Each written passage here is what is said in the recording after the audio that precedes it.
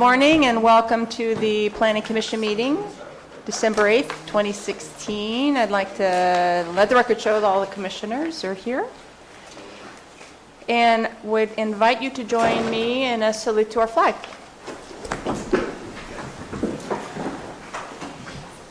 I pledge allegiance to the flag of the United States of America and to the republic for which it stands, one nation, under God, indivisible, with liberty and justice for all. Thank you very much. Do we have any agenda changes today? No changes. Just note for the record that item 8, 2016-1110 appeal has been withdrawn by the applicant, as well as item 3 under the special hearings of the Administrative Hearing Board has also been withdrawn by the applicant. Okay. I'm sorry, Peter. 8 and J3.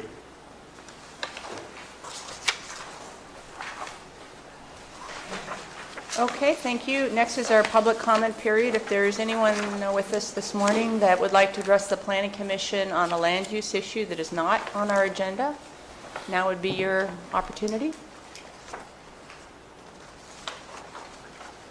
Okay, seeing no one, we are going to go to the consent agenda, which is the approval of the minutes from the November 10th, 2016 Planning Commission meeting. Are there any revisions, corrections?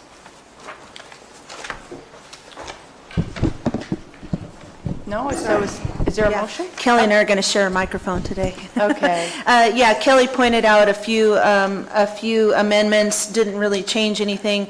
One of them was a reference to the Mountain Ranch versus Sheep Ranch and that Ag Preserve contract that we discussed in the last agenda. I made reference to the community as being Mountain Ranch, but it should be, in fact, Sheep Ranch. So we changed the resolution, but didn't change the minutes, so we'll take care of that. And just a little clarification on the last page of the minutes. There was a sentence that didn't quite make any sense, so we changed the language from...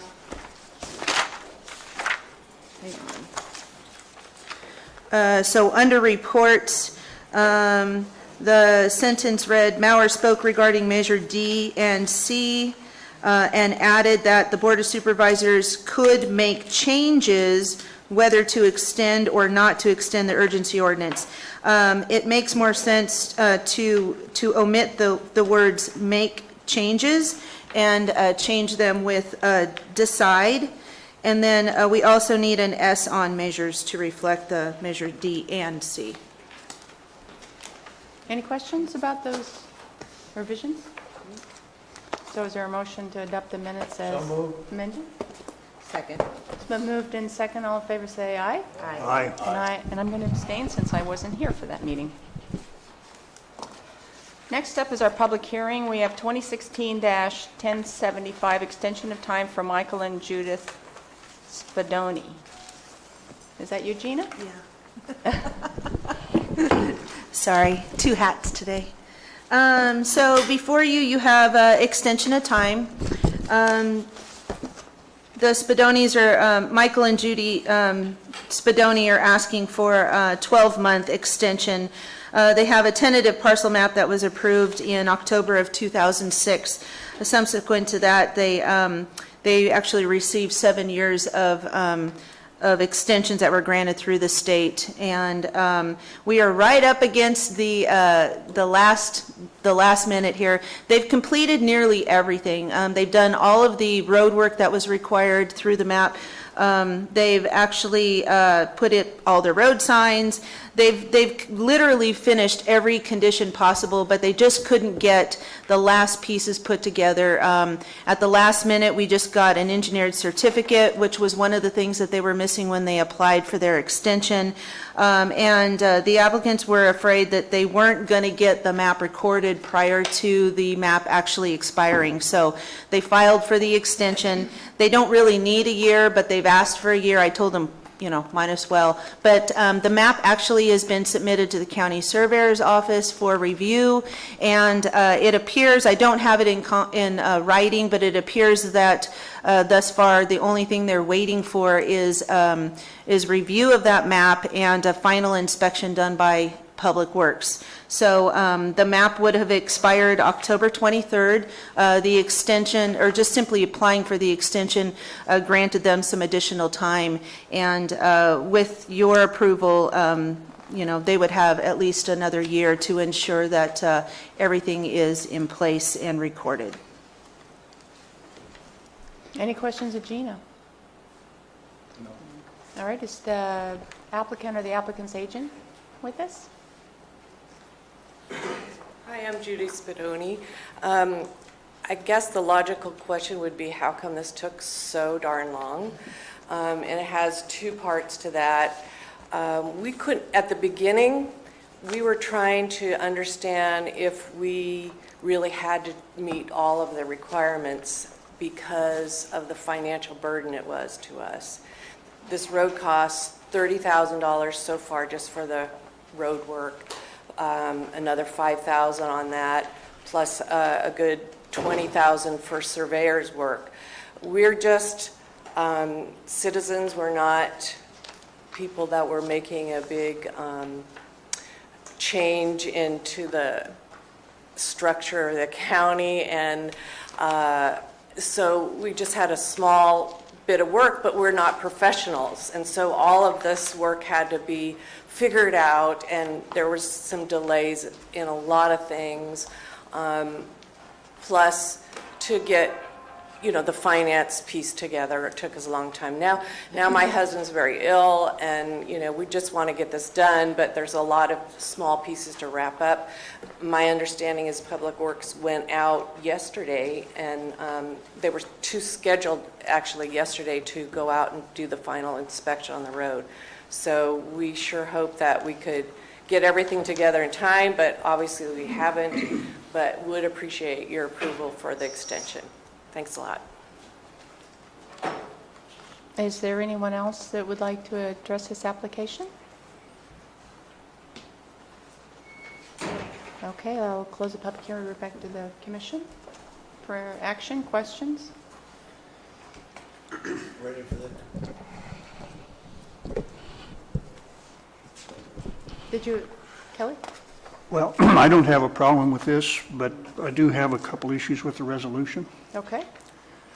The fourth whereas clause says, whereas tentative parcel map 2005-135 for Michael and Judith Spadoni shall expire October 23rd, 2016.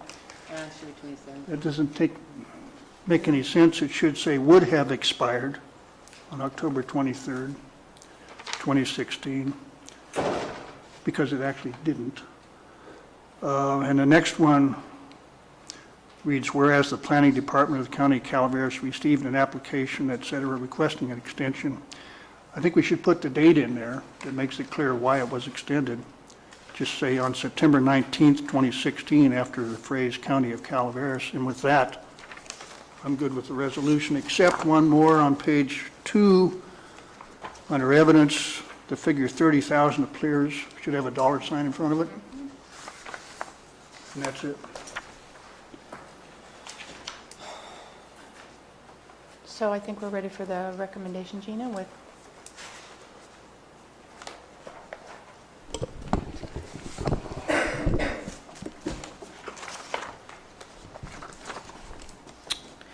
Staff recommends that the Planning Commission pass a motion to sign Resolution 2016-046, approving a one-year extension of time for the approved tentative parcel map 2005-134 for Michael and Judith Spadoni, based upon the findings included therein.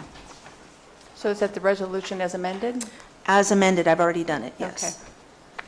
Is there a motion? I'll make a motion to approve the Planning Commission's recommendation. I'll second it. It's been moved and seconded. All in favor, say aye. Aye. Motion carries 5-0. Thank you. Okay, so next we have is 2016-026, conditional use permit for Ladybug Ventures LLC, doing business as Angels Camp RV Resort. Is that Scott? Yep. All right. Like I said, this is for a conditional use permit for Angels Camp RV. They are requesting to expand their RV park from current 89 campsites to 138 campsites. The new sites are going to be in existing cleared areas. They aren't going to remove any trees. For location, they know where it is. If you don't already, it's just south of the fairgrounds, adjacent to Highway 49, and actually it's accessed from that highway. Here's an aerial view of the property. You can see the existing sites. Thank you, Peter. The proposed expanded areas are here, here, and down in this area. The site has been an RV park since 1992, and we require a conditional use permit to do the requested expansion. The site currently has, as I said before, 89 campsites. It has a large office, store, laundry building with numerous outbuildings, including cabins and other things, shade structures and things of that nature. It has a wastewater treatment on site, and the entire property is fenced. Here is the site plan for the project. It's kind of been skewed over a little bit, so north is actually towards your left to show where the proposed additions will be. There are certain requirements when it comes to recreation or any campground. For parking, we require 2 spaces per campsite, and then we need 1 recreation vehicle space included in that for each 4 campsites. So 49 sites would require 98 spaces, with 13 of those being RV spaces. The proposed addition has 7 tent sites with 1 space each, 42 RV sites that can accommodate an RV and another vehicle, giving us a total of 84 spaces on that, and 14 additional parking spaces, which totals 105 parking spaces, 42 of which are for recreational vehicles, exceeding the required parking. For landscaping requirements, the code requires that 10% of the area disturbed by buildings and parking access areas need to be landscaped. Landscaping needs to be indigenous to the general area and maintained in a vigorous and healthy condition. So the entire park currently is landscaped with native vegetation. It's there. Only the cleared grassed areas are going to be disturbed for these new campsites. So it leaves all the trees along with a lot of the already existing vegetation that is the landscaping will remain, which easily meets the 10% requirement. You can see from this. I just quickly boxed out these areas where the trees are in the aerial photo inside of the project area, and you can see that it easily meets that 10% requirement for the landscaping. Moving on for access, they're using the existing encroachment off Highway 49. Caltrans has no requirement for any improvements to that encroachment. The utilities, as I said before, they have wastewater treatment on site. No improvements are required for that. That was circulated, and it seems that it will meet capacity just fine. We did a CEQA initial study and circulated that. There were no comment letters received in accordance with that and with that initial study and negative declaration. And as a result, we request that you pass a motion to sign Resolution 2016-51, adopting our negative declaration and approving CUP 2016-26. Any questions of Scott? No.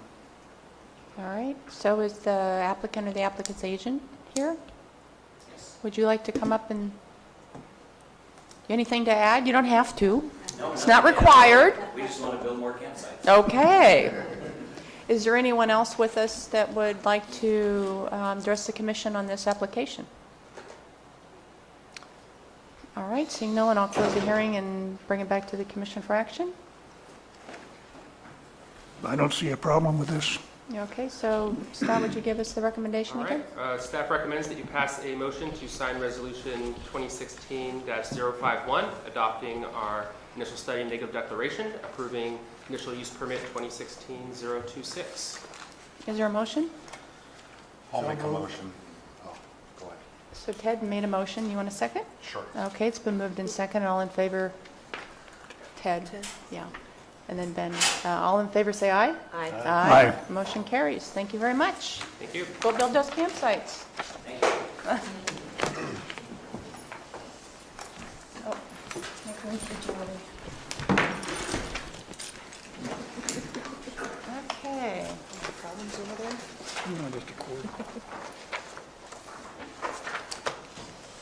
Next is 2016-1109, appeal of planning director's approval of administrative use permit 2016-040, STVR for APN 067-010-022. Scott? Before I get started, I got an email late yesterday for a comment on this from a neighbor. Copies here. Thank you.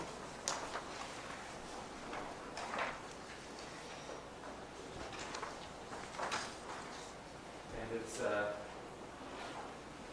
neighbor that also owns a vacation rental on that street. So are you going to state her name for the record of this letter? Hmm? Are you going to state her name, that it was? who Oh, was sorry, submitted? it's Janet Guibo. Okay.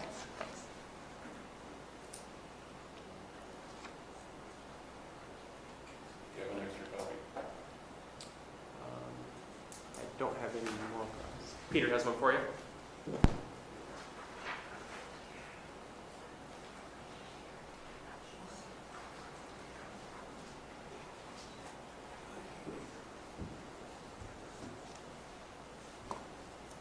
And you want me to summarize for the That record? would be great, yeah, Okay, for the so people in the audience, basically, too. the letter states that she says issues involving that street don't have much to do with the ordinance itself. It's mainly just the nature of being so close to the public boat launch, and that issues that have been raised on the street with short-term vacation rentals are mostly unfounded.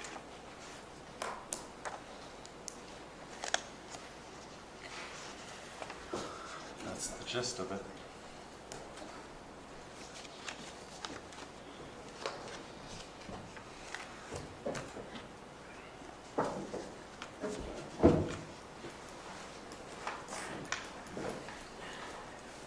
All right.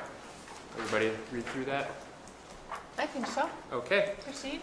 So I don't have a PowerPoint for this. There's not much visual going on. Basically, the property in question at, on 4498 Lakeshore Court, they received a short-term vacation rental permit last year. During the last year, we have had many complaints on the property, none of which has been able to have been verified by code compliance. It's difficult, has been difficult in the past for code compliance to get down there in a timely manner due to staffing issues, and also many complaints occur when there is no staff available on weekends to go verify what is supposedly happening down there. Due to the inability to verify complaints and no enforcement action being taken against the property, we approved the renewal of the permit this year. Knowing that there has been complaints, we did make many conditions on the property concerning the dock, trash, parking, other things that had been raised in the past of possible issues.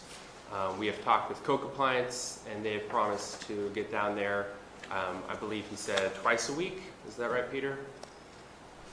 You want to get down there, or Yes, during the season, code compliance has indicated they're trying to make a more concerted effort to get there on a regular basis, to at least once or twice a week, just to see, knowing that there is, ongoing concern between the neighbors and operators of some of the vacation rentals along the lakeshore. So with the increased code compliance presence and the added conditions, we felt that it was reasonable to approve the permit. Upon approval, we received a appeal from Mr. Copeland regarding the approval of this permit.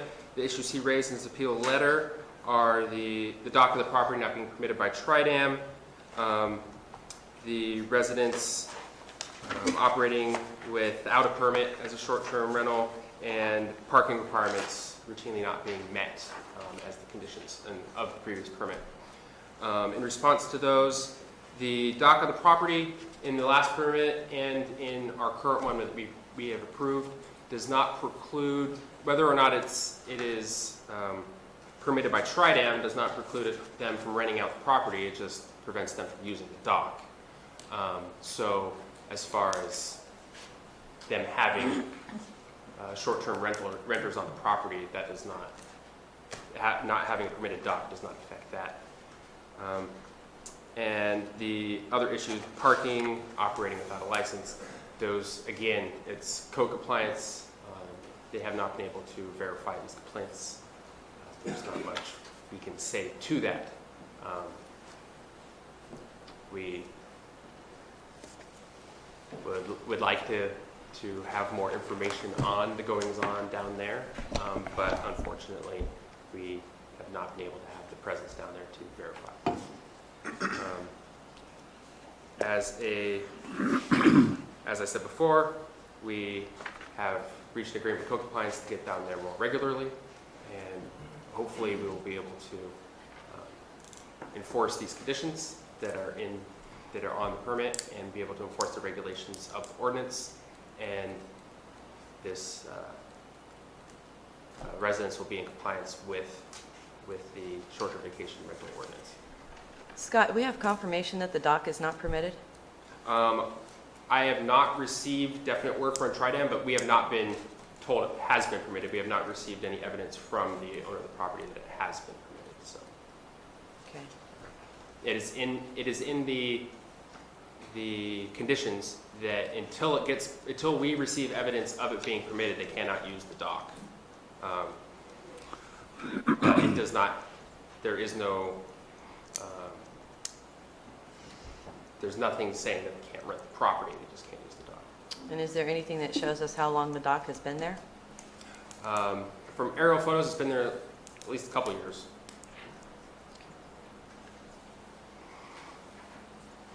Are these units rented out mostly on the weekends? I believe so, yes. Will code compliance be visiting this site during the weekend? It is my understanding they do not have staff on weekends available. Actually, my understanding is that these are typically week-long rentals, and so there would be rental activity going on during the week, just when code compliance personnel are on the job. So they would be able to go by and see. But obviously, there's weekend activity as well, but if there's activity going on during the week, then we can check them out. Is the appellant here? Is the appellant here? Yes. Okay, so I have questions for them. All right, but I had a question for Scott. So it says that so they had a permit in Yeah, 2015? They had a 2015 permit And that expired, in May. so there's Or that... June. It expired in June. They reapplied in May due to our influx of other permits in the county. Okay. It took us quite a Okay. while to be able to process. Okay, so there wasn't, they reapplied prior to the... They reapplied within the required time frame. Oh, okay, that's what I was wondering. All righty. So is the appellant here? Would like to address the planning commission on this appeal?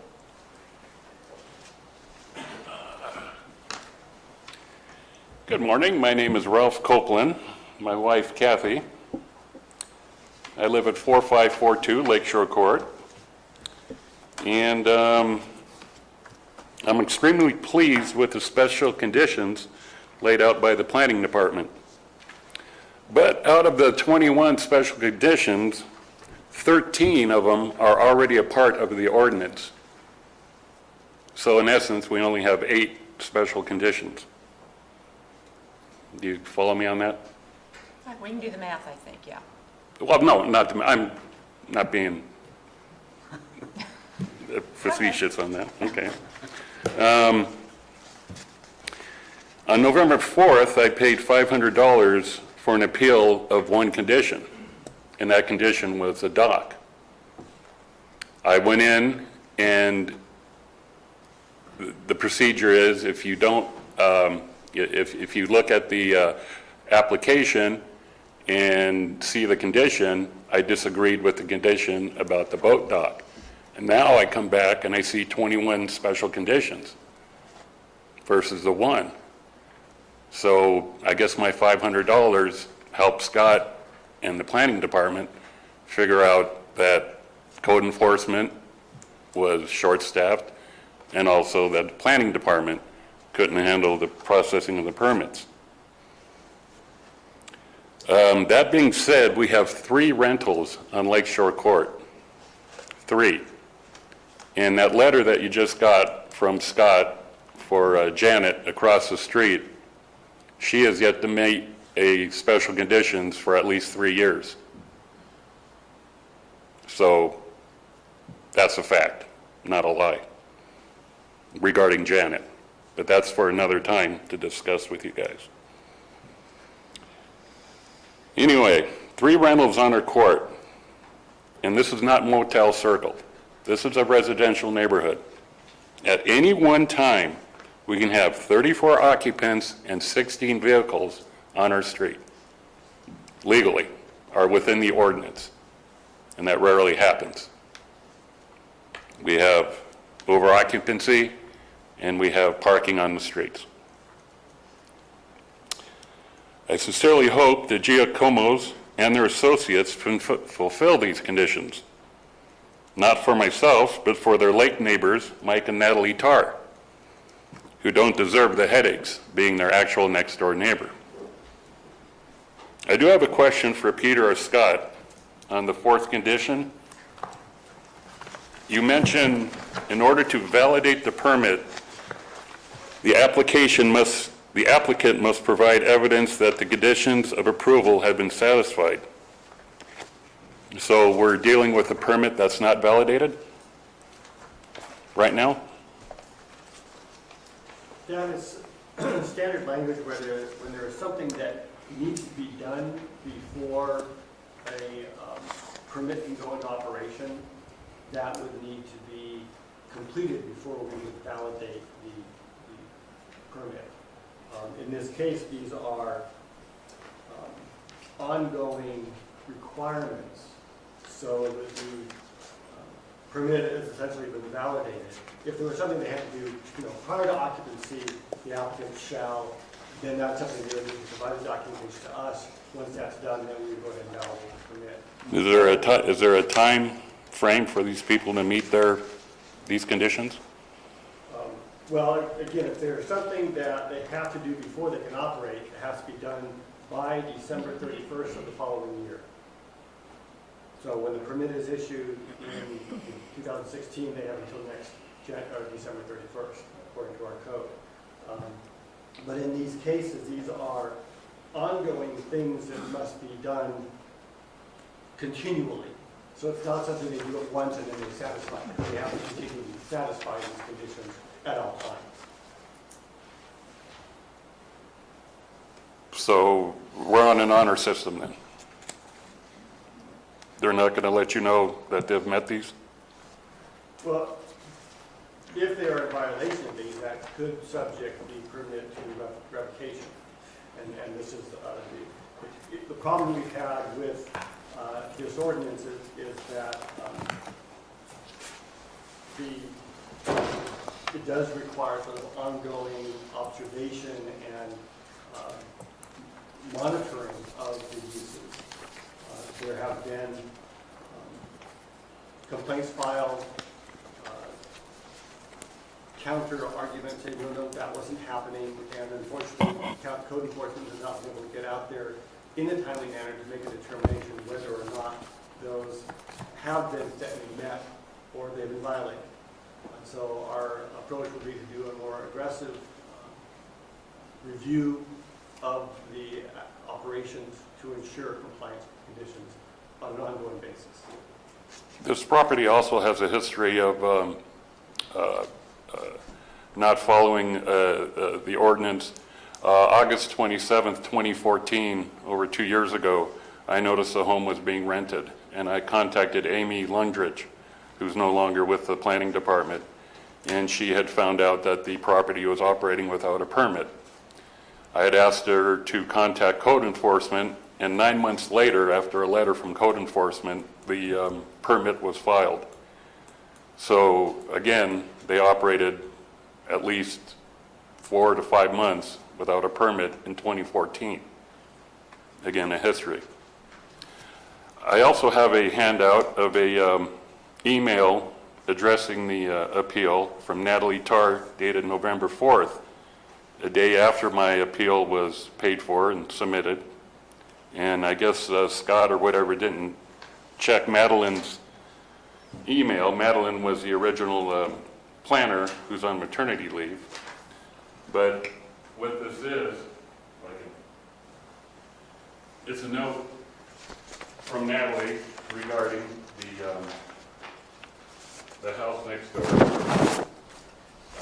Maybe you should hold your comments till you get back to the microphone. Okay. That way they'll, We need the email stuff.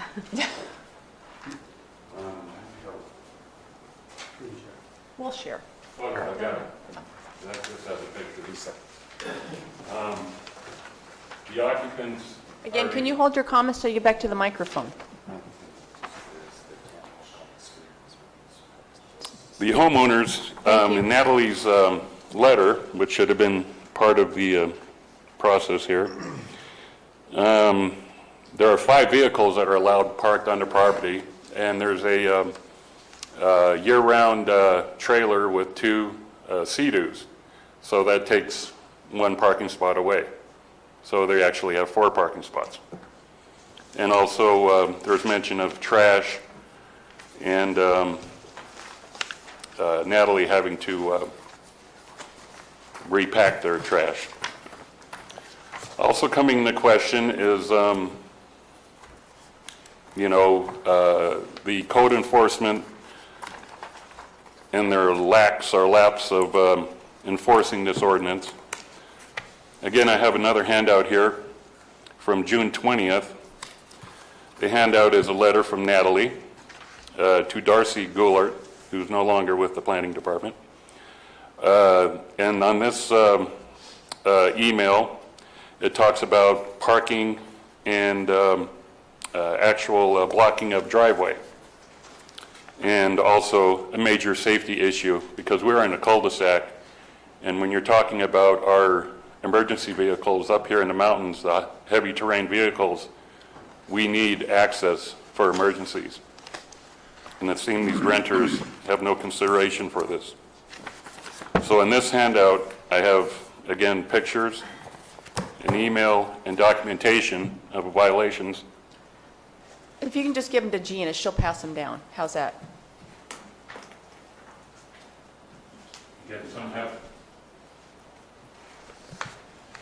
Again, some have pictures and others don't. Or I did 5 and 5.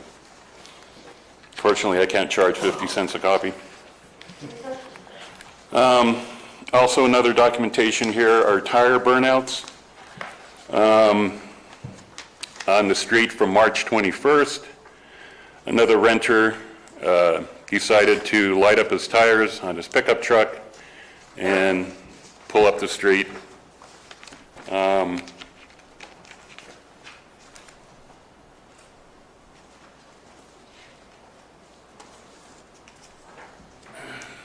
Also, we're not sure who's in charge of this home.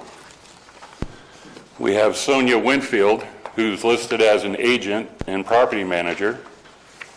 We have the owners, Giacomo, and we also have Melanie, who I believe is their daughter, renting it out on Airbnb.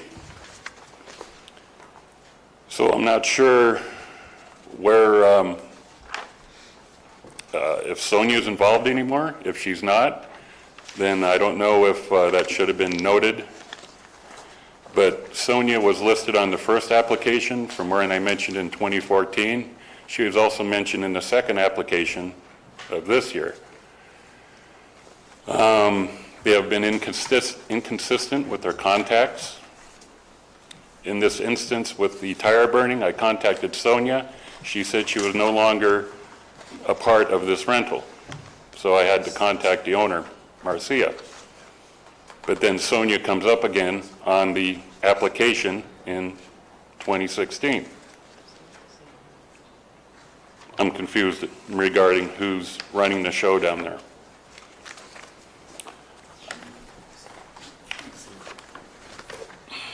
The last thing I have are flyers that I put on the windshields of the cars that are parked illegally. Now, you had mentioned if this is a weekend problem or not. The weekends are great. That's the changeover. That's when the house cleaners come. That's when the occupants change. And then another set of people come in for the week. We're talking cannabis-type money. The rental across the street last year was about $28,000. The rental down at the bottom of the street pulled in about, $40,000. And I'm assuming this rental is somewhere in between. You're also talking about cannabis with the environmental impact. While with our renters, we have an impact on our infrastructure. As you know, where we are in Copper Cove, we're in a sewer pump state, sewage issue with our pumps. And you get 34 people, week in, week out, through the summer, and we're not talking 3 months, we're talking 5 months, from the 1st of May to the end of September. And again, we're dealing with 3 rentals, not 1. I've been working on, we were originally a part of the development of this ordinance with Jack Cox, the Lake Tollick Alliance, and Supervisor Ponte. And I'm pretty familiar with this ordinance, and I'm pretty darn sure I know that all 3 rentals are not abiding, are playing by the rules. Anyway, these flyers I here, I place under the windshield of the cars that are renting. How do you know that I know they're renting? I'm retired. I don't have a life. I sit on my I sit on my deck a couple hours a day, morning, afternoon, in the shade, nice warm breeze, working on my iPad, looking around. People come, people go. You see cars parked, you see trailers parked, you see people walking to homes, you see people come out of homes. Real easy. Also, talking about the wear and tear on the infrastructure, the wear and tear on the HOA. As I said, they're using the boat launch, they're using the facilities. That only costs $200 a year. So it's a great deal for the homeowners, but for permanent residents and residents who don't rent, it sure, just doesn't seem fair. Anyway, here's the flyer that I put.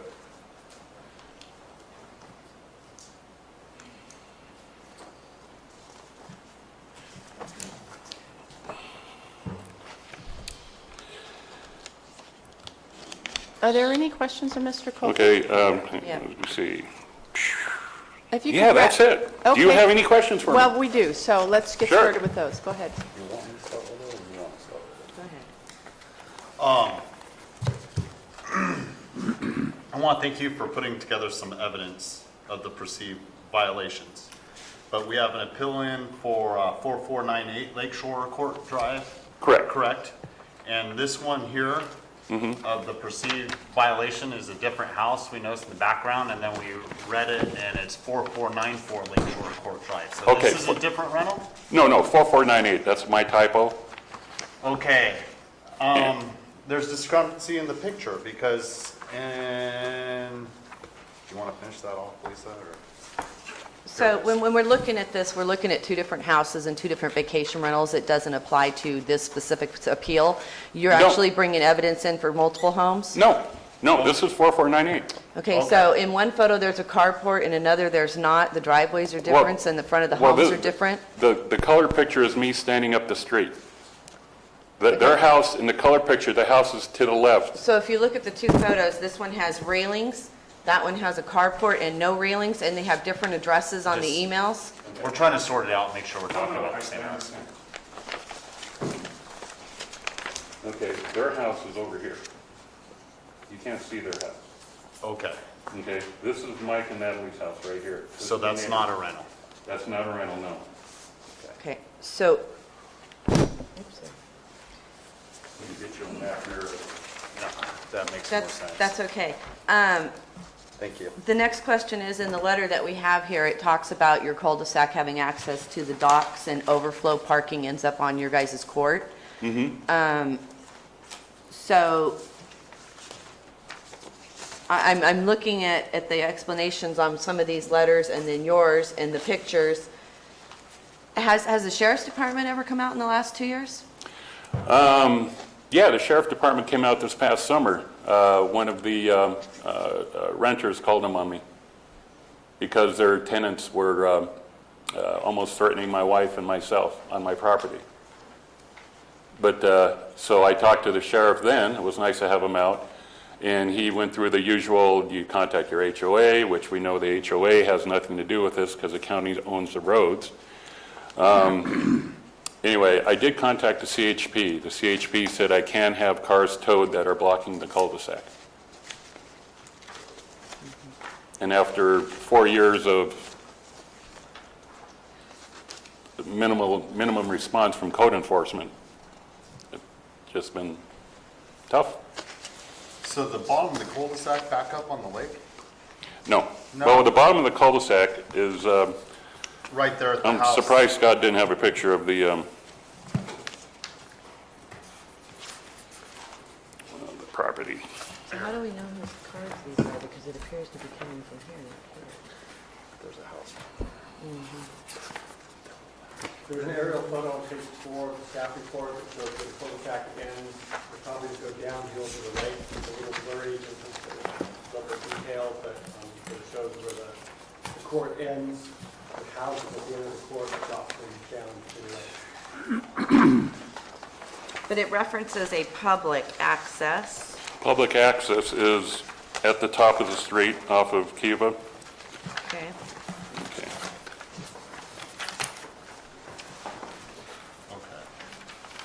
Okay, if I can,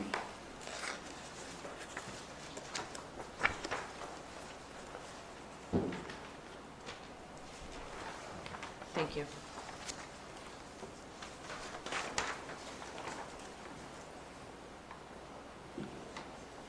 Makes more sense. Yeah, there's that house.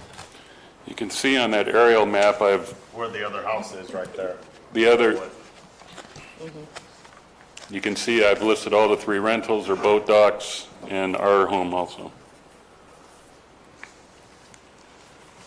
Mr. Copeland, Yes, sir. one of the conditions is that the maximum number of vehicles parked on the property, including trailers, shall be 5. Correct. Is there room for 5 vehicles, including trailers, on that property?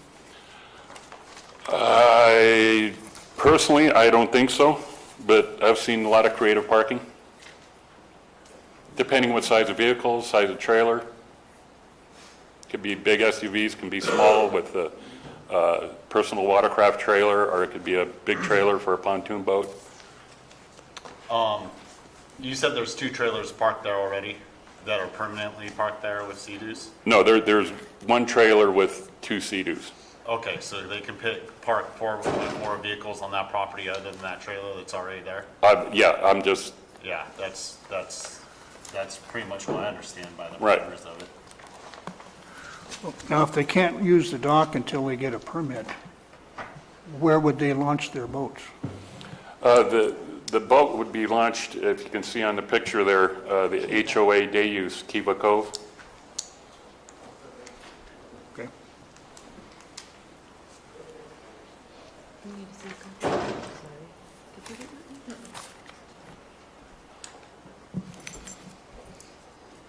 It helps understand.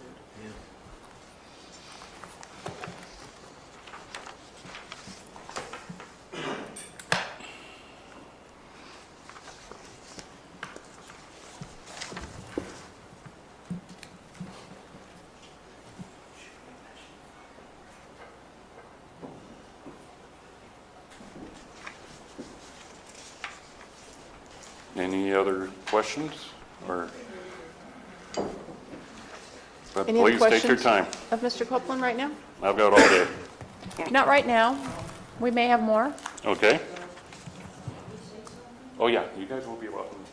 So is there anyone else that would like to address the commission on this appeal? So I think this gentleman's coming up, and then we'll get to you. Come on up, sir.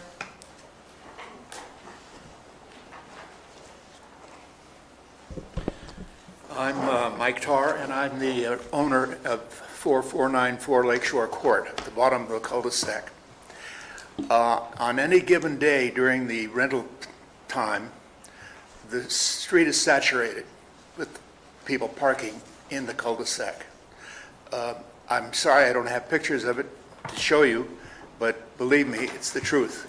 My concern is this: Calaveras Fire Department and their trucks, it's almost impossible for them to maneuver with all of that traffic parked on that street. Now, as far as parking on private property, that would be no problem for the fire department, because they'd have access to the entire cul-de-sac. But as it is now, and it has been in the past, with these people that come and park there, fire trucks just don't have the capability of maneuvering. They will maneuver, but not as they should. They should be able to come down the street, attach their hose to the fire, the extinguisher, or the what do you call it? Hydrant. Good deal. It's very embarrassing because so far we've not had any fires on that street. But if we do have one, and we need the assistance of the fire department, it could be a real problem. So what I propose is that we should have some means of posting on the street itself, no parking, or no overnight parking. That would be a pretty good deal. To say that they can't park there during the day, you're not going to prevent that. They'll park anyway. But it's a sad situation, and I'm a little concerned. I've been there since 1977. Moved in 1979, and I've seen an awful lot of changes there, and I've seen a lot of problems. But I'm concerned about the ability of the Calaveras Fire Department having a problem getting in and out of there, fighting a fire. So far, we haven't had a fire. Thank you, sir. Would you mind, and I forgot to remind everyone, please sign in. Is there a sign-in sheet there? Yes. Yeah. If you could sign in, thank you. There's a pen right there on, oh, okay. I got one. So I think this woman's next, and then we'll get to you.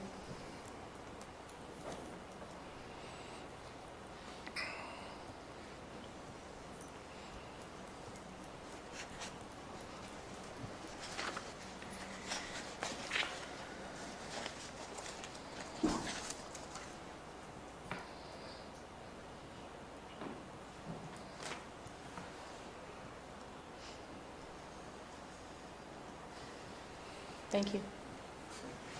Do you want to add anything on here? She's going to come up in a minute. Thank you. Thank you very much. Good morning. My name is Marcia Giacomo, and this is my daughter Melanie back there. We both own the house together. We own the 4498 Lakeshore Court. Just, I brought my permit to show you that it's been legal all the time. And there was, sorry, I'm a little nervous because he went on for a long time, and I'm like, wow. The permit for Just to rent the house. the rental? Rental permit, yes. So you're saying you have a vacation rental on I the same have, street? I own the house that they're talking about, the 4498 Lakeshore Court house. That is my house, and my daughter Melanie, the two of us own it together. And I just wanted to say real quick that when he said he put these letters on the renters, he put it on our car. We were there, my daughter was having a party that weekend, it was us. We don't rent it out as much as he says we do. I have 5 children that are all adults, one is an Oakland Raiderette, she has the Raiderettes there. We have lots of fun, it's not rented out. We don't even have a boat. I can't afford a boat, we don't have a boat, there's no boats docking in that area. We have a blow-up one that we blow up and go, but there's none of those trailers or anything are from us. And when people do rent the house, it's families. We don't rent it to people that do big parties and stuff because I'm against it. So all the things that he's saying, because he sits on the chair and watches things because he has nothing to do, excuse me, I don't know what he's seen. And when I saw this on our car, I'm like, really? This is our car. We weren't having a rental party that weekend. We were having a bachelorette party, my girlfriend's, Could I ask my you- daughter's girlfriend. Just to clarify, so you own 4498 Lakeshore Court? Correct. All right, and your name again was? Marcia Giacomo. Thank you. And my daughter's I'm Melanie. just We like, own it. oh, Yep. okay, all right. Yeah, no, it's our house, and, Okay. you know, I don't have anything to say other than we follow the rules. Melanie, did you have anything you wanted to say? Come on up. She and I own the house together. Is it okay for both her? Shall I go Can I sit ask you a down? question real quick? Absolutely. There was a reference to the person that's supposed to be the contact person if there is a problem. Who is that person? Wendy Calderulo. Pardon me? Wendy Calderulo. And is she still the contact person? Yes, and she's right there in, I forget her street name. And but- she's the contact that's listed on the Correct, on the it says it permit? right here on No, our no. paper. Are you talking about the rental? Oh, you mean Sonia? Oh, who's the contact for the property? Go ahead, Melanie. And I'm sorry, could you please state your name for the record? Melanie Giacomo. I'm not sure if you're asking about for our rental permit. Is Sonia? She's our rental. She helps us rent the house out and deal with the renters that are there. But we That's, like, if there were a problem, is she she, would be one. Yeah, she would be the one. and she's the listed as the contact person on the administrative use permit? Is Yeah, that right correct? here, under the Okay. applicant. Yeah. Because we go through her, like sometimes she has golfers come through, so she will rent it too, through her Just so company. we have, that we Yeah, know yeah, who yeah, that yeah. person is. Right, Okay. right. All right. Sorry. That's all right. Okay, I think the only other thing I wanted to say was I just want to back up 1 second because this is just getting a little bit confusing. Sorry. You referenced Sonia, but on your local contact, you have Wendy. Oh, okay. Yeah, I wasn't sure what you meant by that. Wendy she owns a house right down the street, so she's our So local she's the contact person within the nearby. 24 hours. Yes. Sonia's, it helps you rent the house. Correct. Okay, got it. Yeah, sorry. So Wendy's kind of your on-site contact? Yeah. Okay. Close by. Yeah. So he said he contacted Wendy and she says she's no longer doing it? No, he contacted Sonia, who is the rental agreement. Got it. So she does on and off, so it just depends if she brings us the rental. But she's she helps us when we have the permit problems or if we need her to help us apply for them, those kind of things. So we work Okay, with her. but the contact person in your application is current and reachable and you're Correct. 20, okay, got it. That's all I Correct. needed to know. Yeah. Yeah. Also, has there been any attempt to permit the dock through Tri-Dam? Have you made any? We just purchased the house like 2 years ago, so we hadn't gotten the permit for the dock. We just kind of thought it was grandfathered in, is what we were told when we got the house. Yeah. But we don't allow the dock to be used. We have it locked up, so like the boat lift is locked up. It's not allowed to use because Kiva is literally a street over. So people launch there and use the Kiva, which is what we do when we're there. And I know we park our cars there, but since we're one street over from Kiva, a lot of the cars that are parked on the street are from Kiva because it's, the docking is right there, so people park right there. It's super close and easy, so it's hard to say whether or not the cars are due to the rental or whether it's from that. How about you were talking about a bachelorette party that you threw when you put these So that was notes up on your windshield? At that time, did you have more than 5 cars of your friends and your own parked on the street? No, we carpooled. So most of us all came together. There were probably 12 of us, and we fit 6 in one car, my dad's car. So we carpooled and we all went together. and girls were coming in and out at different times, so a It's lot of probably us, yeah. smart, so no one was drinking and driving or Right, anything. and yeah, exactly. Can you park 5 cars on your property? Yes, and we have the garage, there, you can fit 2 under the carport, 2 on top of the carport, and then there's like a long, the other thing I wanted to address was the screeching of the tires. I don't think necessarily it was like a vandalism type thing, it's a steep hill, so it's hard to get up and down that hill, especially if it's wet or you don't really know the hill very well. So, yeah, I mean, it's an easy And we are there a lot. We're here today and for a whole week for vacation. We live in San Jose, but we use it quite often. And it's very well taken care of, and it's very clean. We do the garbage, we do everything. We follow the rules, everything's We have posted. about 6 cans outside of the garage for the garbage to go in with tie-downs on it so that the animals don't go into it. So there's, and we have nearby help to help us come and get it if we're not there, to take it to the dumps. So we try and keep it well maintained. Very well maintained. We've heard that sometimes there's a lot of people parking on that street, and it's hard for fire trucks to maneuver. That could be, What but is that attributable to? I think we're right next to Kiva, which is the general boat launch for the public.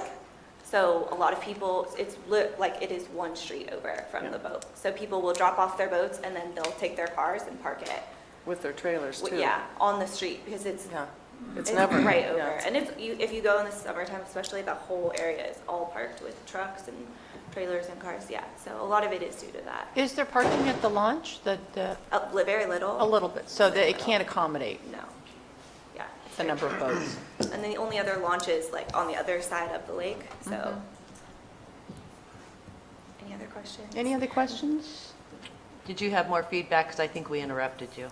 I don't think so. I just would like to deny the appeal of the permit. I know that we have sent in the permit on time, and it was a matter of waiting to receive the permit. So the accusations of not having a permit is false. We have the permit. We've had them both years, and I just would Was like this to deny home that. permitted as a vacation rental when you bought it? I believe Yeah, so. because they did it beforehand, Yeah. because I know our neighbors have told us that they did it also. So we've been doing it too, but like when he said August, blah, blah, blah, we didn't even, Yeah. we had just bought a house and about 6 months before we even did any rentals. So I don't even know what he's talking about on that one. Okay. Thank So, you. thank you so much. Thank you.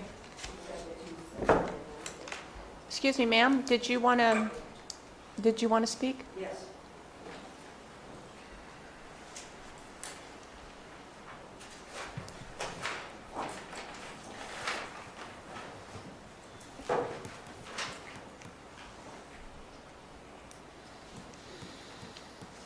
Sorry.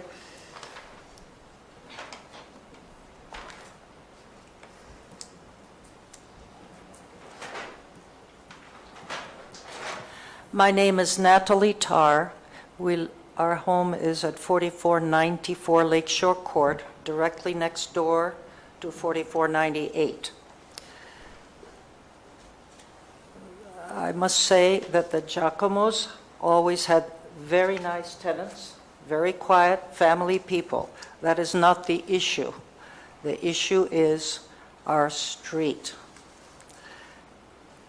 I would like to recommend that we have some signs posted by the county there. No on-street parking. That would solve so much problems. These people that park at the Kiva, that come from somewhere just to launch the boat for the day, and they park their trailers and cars on our little street. And then there's the tenants on weekends mostly, and some come for the week, and it is a rowdy crowd up above. We're very fortunate that their tenants are always quiet people. I don't think they can park 5 cars there unless somebody comes and measures, because 7 feet of that, what looks like their driveway, is our property. You can't park 7 feet from the property line, is 7 feet from our structure. So like we park one of our trailers there in summer. So I really don't think 5 cars could be parked. So the signs on the street, I think, are the most important thing. No off-street no parking on the street. parking off-street only would solve a lot of problems. I think that's about it. Thank you.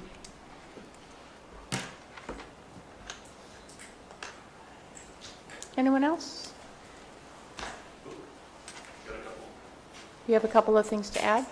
Okay, if you could be succinct, we'd appreciate that. I'm sorry?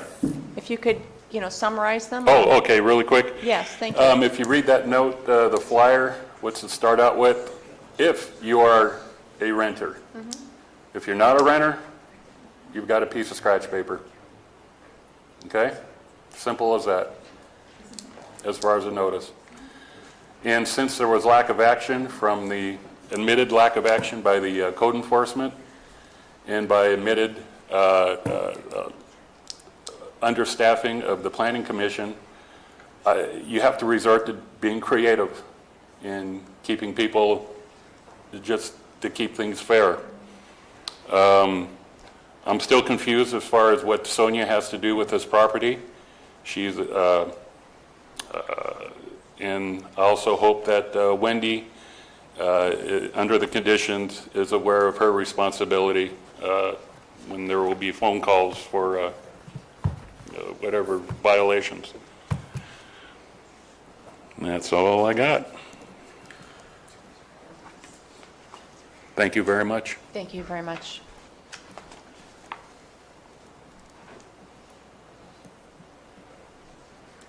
All right, so I'll close the public hearing, bring it back to the Planning Commission.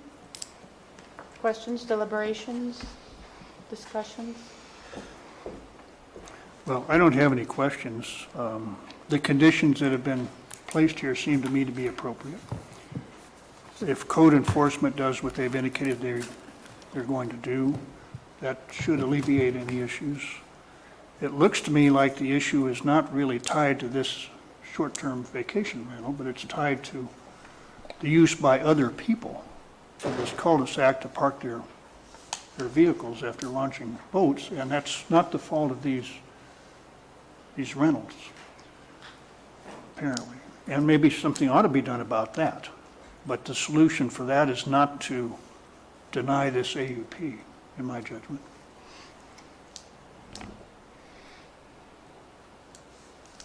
I have a somewhat general concept,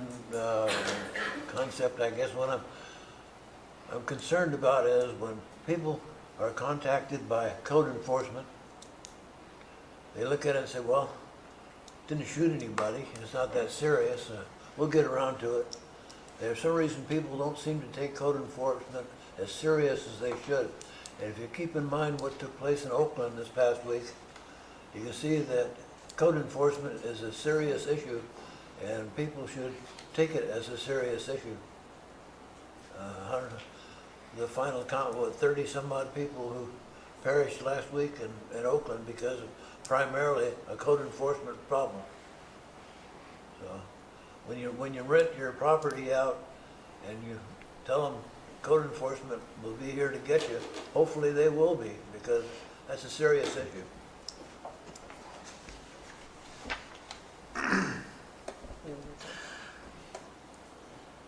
I have to concur with Kelly in the sense that the AUP is fitting for this situation. It's unfortunate that the street is being blocked in the way it is, and the Planning Commission really has no spot to say whether they get to put up signs on the street, because I would say put up a sign that says, if you park on the street, you get towed, but I can't do that. So it's just unfortunate in the past that we've been short-staffed in the county overall because of budgets, and that code enforcement hasn't been able to follow up on this, and we hope that they can move forward in the right direction in the future.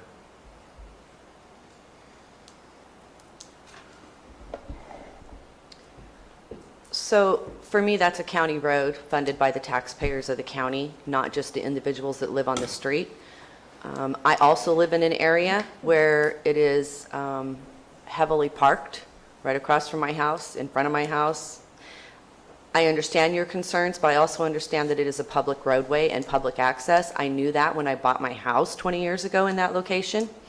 So for me, it becomes, as property owners, where you own, where you buy, you look at your surroundings, and there are going to be implications from living in resort areas that are close to the access. I think as long as these owners are meeting the criteria and abiding by these rules, that we need to be approving of this permit. On the fire hydrant, that's serious. If people are parking in front of the fire hydrant, that is a violation. That is a towable offense. As far as parking on a county road, it's not. I would hope that, it sounds like you're good neighbors, and I would hope that everybody could get along and work this out. And I think that the conditions put into the permit, as Mr. Copeland stated, are good conditions if they're followed through. So I'm inclined to approve and uphold the planning department's decision.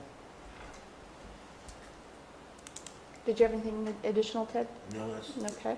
And I agree with my commissioners here that I think there is a big issue that other than just this particular rental, and that with the conditions that are in place is giving them the opportunity to, meet those performance criteria. And if they don't, then hopefully then we've got more code compliance people in place to respond to any violations. So with that, I would also be in favor of denying the appeal. So I think we're ready for the recommendation. Scott? All right.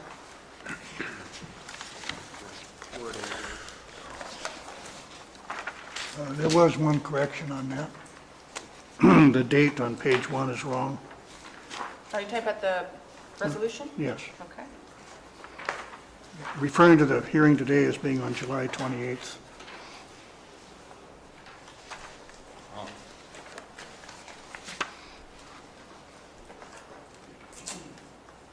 I'm sorry, where was that, Kelly? I've just not The seen it. third whereas clause on page 1 of the resolution. Oh, right, okay. Yeah, it's a holdover from the one I changed it from. That's since been amended in the file. So staff recommendation, we recommend the planning commission pass a motion to sign resolution 2016-053 as amended with the new date, denying 2016-1109 appeal and upholding the planning director's approval of 2016-040 short-term vacation rental for Marcia and Larry Giacomo. Is there a motion? I'll So make moved. Second. All right, it's been moved in second. All in favor, say aye. Aye. Aye. Motion carries. Thank you. Thank you, Mr. Copeland. Do you guys want like a 5-minute? Yes. All right, we are going to take a 5-minute recess.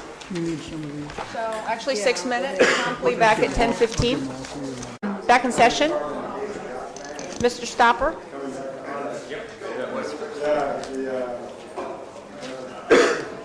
Okay, welcome back. Our next item is 2016-1107, appeal of planning director's denial of commercial cannabis cultivation registration application 2016-033.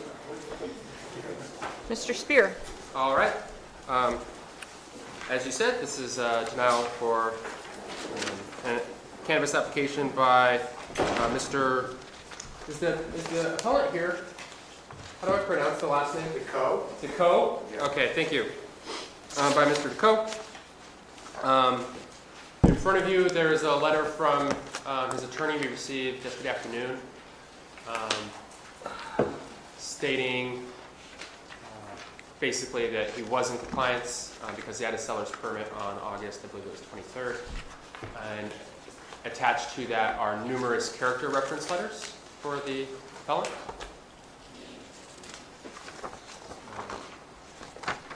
Do you want to have time to read that, or?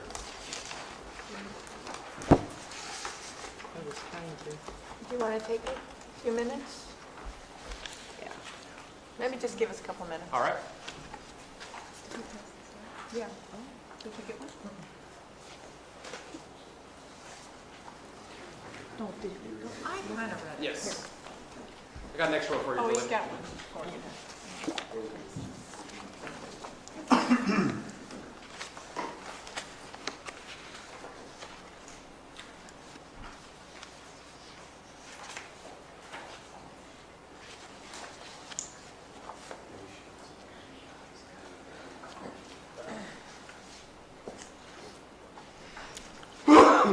Bless you.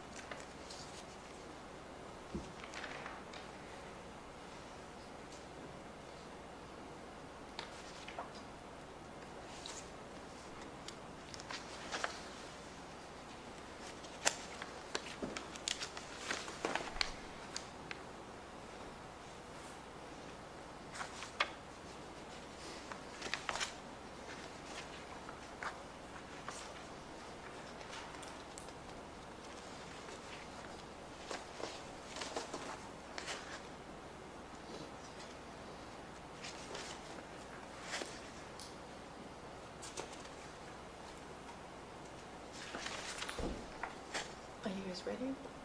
Yeah, okay. I think we're ready, Scott. Okay. On May 16th, J. Troy DeCoe filed a commercial cannabis permit with the planning department under the urgency ordinance that was passed. The urgency ordinance requires, as part of the application process, to provide documentation to the planning department that they have obtained a state seller's permit, and the due date for that documentation to us is September 7th, 2016. The code itself states in section 1795, 165N5, by September 7th, 2016, a registrant with a pending application for registration shall provide verifiable documentation to the planning department demonstrating that the registrant has completed all the following tasks for the medical cannabis cultivation operation located on the parcel to be registered. B underneath that is receipt of a state seller's permit. Now, we did not receive any documentation concerning the estate seller's permit by the required deadline of September 7th, so the permit was denied. Mr. DeCoe appealed that decision on October 31st of this year. He states in his appeal that he forgot to provide a state seller's permit to us before September 7th, and at that time did provide a copy of a state seller's permit. That state seller's permit is dated August 23rd, 2016, about 2 weeks before the deadline of September 7th. So although Mr. DeCoe did have a state seller's permit prior to September 7th, it does not change the fact that we received no documentation of that until October 31st of this year.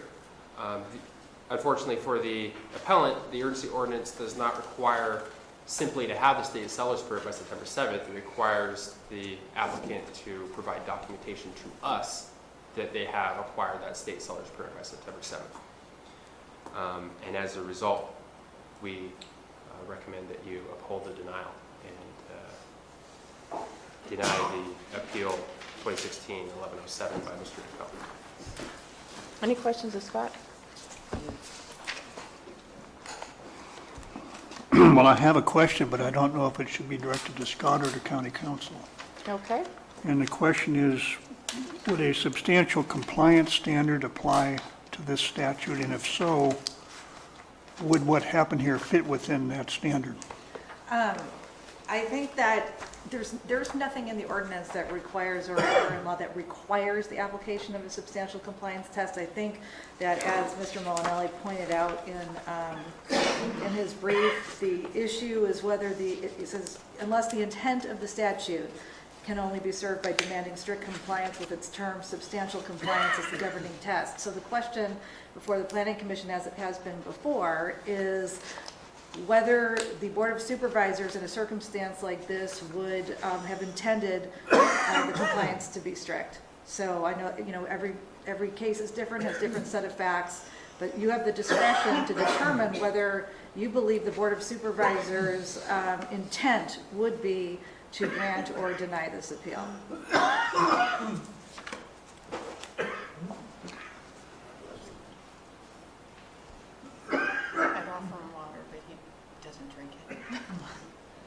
He wants, I know, you don't want any water. Do you want? No, I know. We'll give you a moment. Take a moment, I Ted. got a cough drop, Ted, you want one? No, thanks.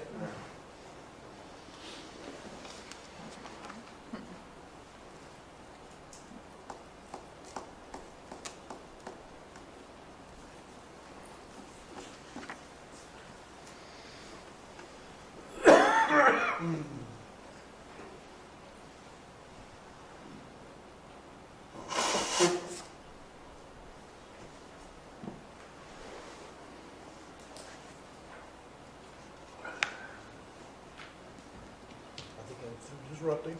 Yeah? Well, don't talk. Just listen. For a moment. I've been told that before. I know, just, save it for later. Did that answered your question, Kelly? Part of it. If you assumed that substantial compliance was the standard, would you say that what happened here would fit within it? Because, it's hard to fit it in when you have a specific date by which something has to be done and it's not met. I don't feel it would be appropriate for me to make a decision of what I would do in this situation. I think I can advise the Planning Commission that I think that really the job is to determine whether or not the Board of Supervisors in drafting the ordinance would have, in this set of facts, given this set of facts, given its other decisions, would let this one go through. I mean, I think you have, there was guidance about strict application of the statute from the board in other cases with different facts. There was a case where the Board of Supervisors let something go. So I think that it's up to the Planning Commission to determine in this case whether the intent of the ordinance would require a denial of the appeal or not. I think that, you know, and if the board disagrees, then it goes up to the board, you know, they can explain that that's not their intent, or if it doesn't go up on appeal, they can explain or discuss their intent at some later proceeding. But I think, you know, the job is really just to consider what they would want done in a circumstance like this.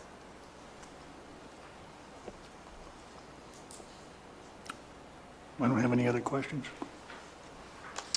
Okay, so is the appellant or the appellant's agent here? Good morning. Director, ladies and gentlemen of the Commission. My name is Jason Molinelli. I represent J. Troy Ducot. He goes by Troy.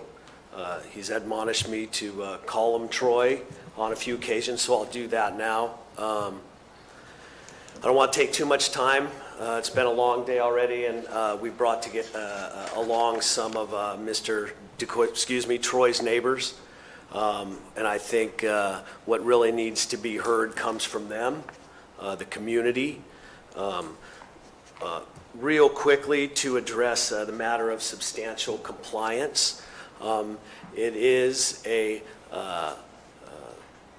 determination of what is the true intent of 1795 as it relates to the deadline to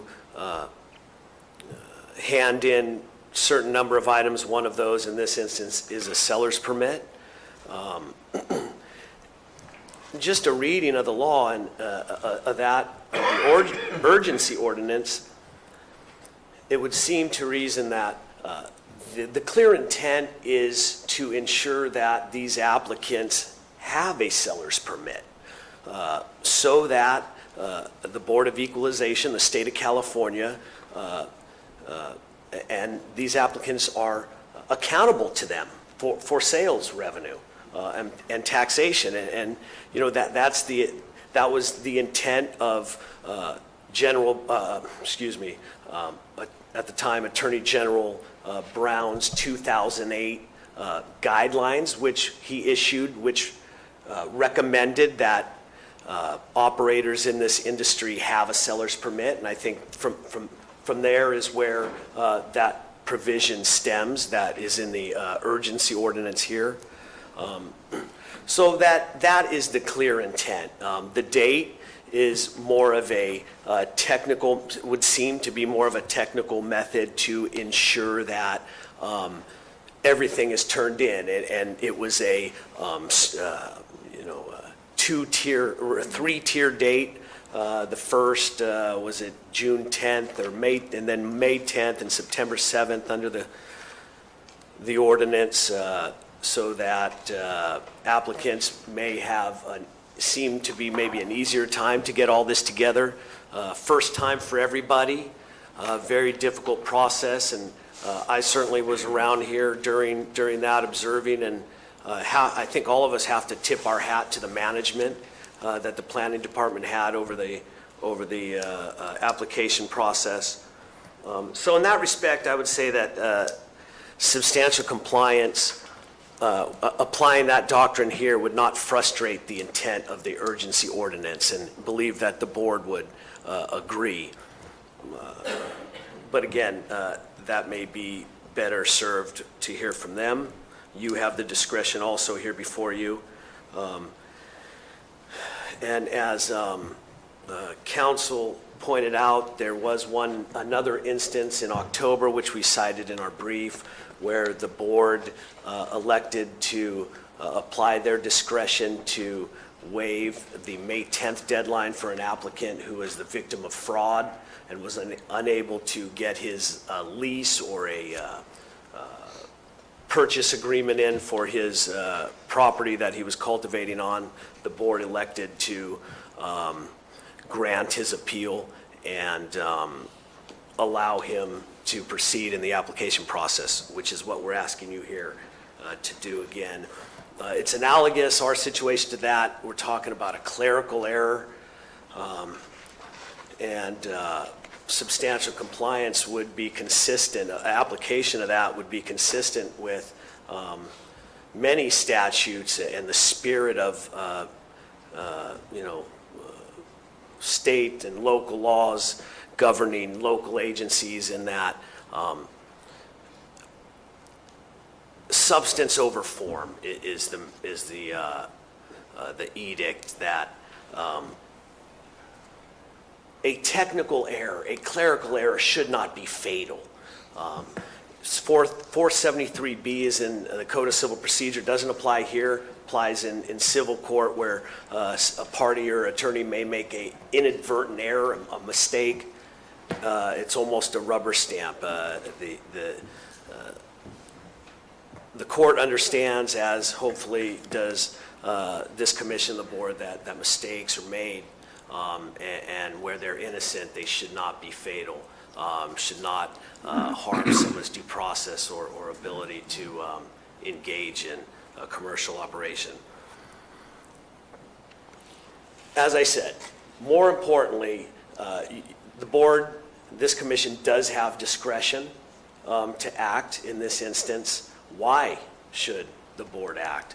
And it's there where I'd like to turn it over to four of Troy's neighbors, Mr. Swain, Mr. Arrieta, Mr. Smith, and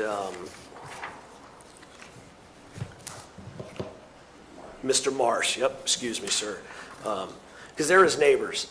And we just heard a case, agenda item 3, where we heard of discourse and feuding in a neighborhood, and you look at the 6 affidavits signed that are attached to our appeal brief, 4 of which are here. And it's the polar opposite. You hear about these neighbors respecting one another. And none of the 6 declarants, by the way, have an application pending. They're not cannabis cultivation. They're not growers, and so there's no bias. But anyways, to hear it from them is better than to hear it from me. It was moving when I read the affidavits yesterday and the days before when I received them. I was moved, and reminded me why it's to be involved and to be a magnanimous member of your community, why that's important. And so I'll let the community members speak further. Thank you all for your time. Thank you. Next. And I am going to ask each of you to limit your comments to 3 minutes. We have a very full agenda today. I can definitely do that. Thank you. My name is Scott Swain. And Scott, could you sign in too? And this is just a reminder for everyone. Sure. That helps us keep track of everyone. I'm Scott Swain. I've been a neighbor of Troy's for 19 years. My property is adjacent to his property and such. In that time, again, you couldn't have a better neighbor. He's devoted to the community, watches over folks. I live in the Bay Area and I have property up here. My family's owned since 1957. So he checks on my property. I can ask him for anything. In terms of the road, it's a private road, so we have to do all the maintenance and such. And Troy takes a central role on that. And he's helped other folks who couldn't contribute and has gone ahead and done the maintenance on his own. So again, in terms of a neighbor, in terms of somebody who is definitely a Calaveras County resident who is here to stay, I would I would hope that you could foresee this one mistake that he made. Thank you. Thank you.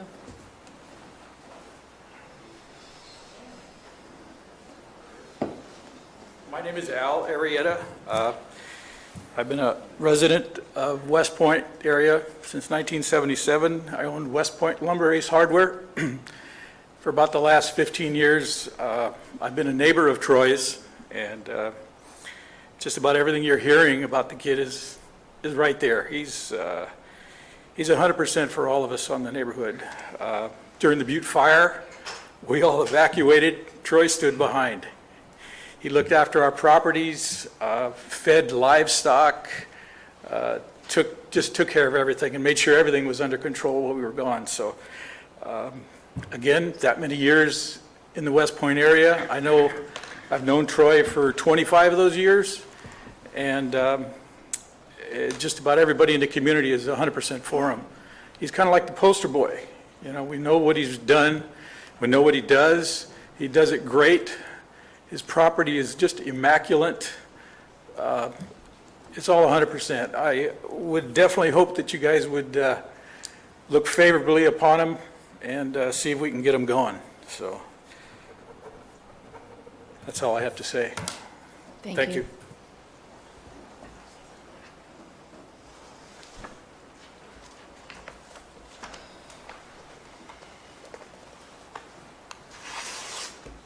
I'm John Francis Marsh, and I've been here in Calaveras County, painting a lot of your people and a lot of your friends since 1971.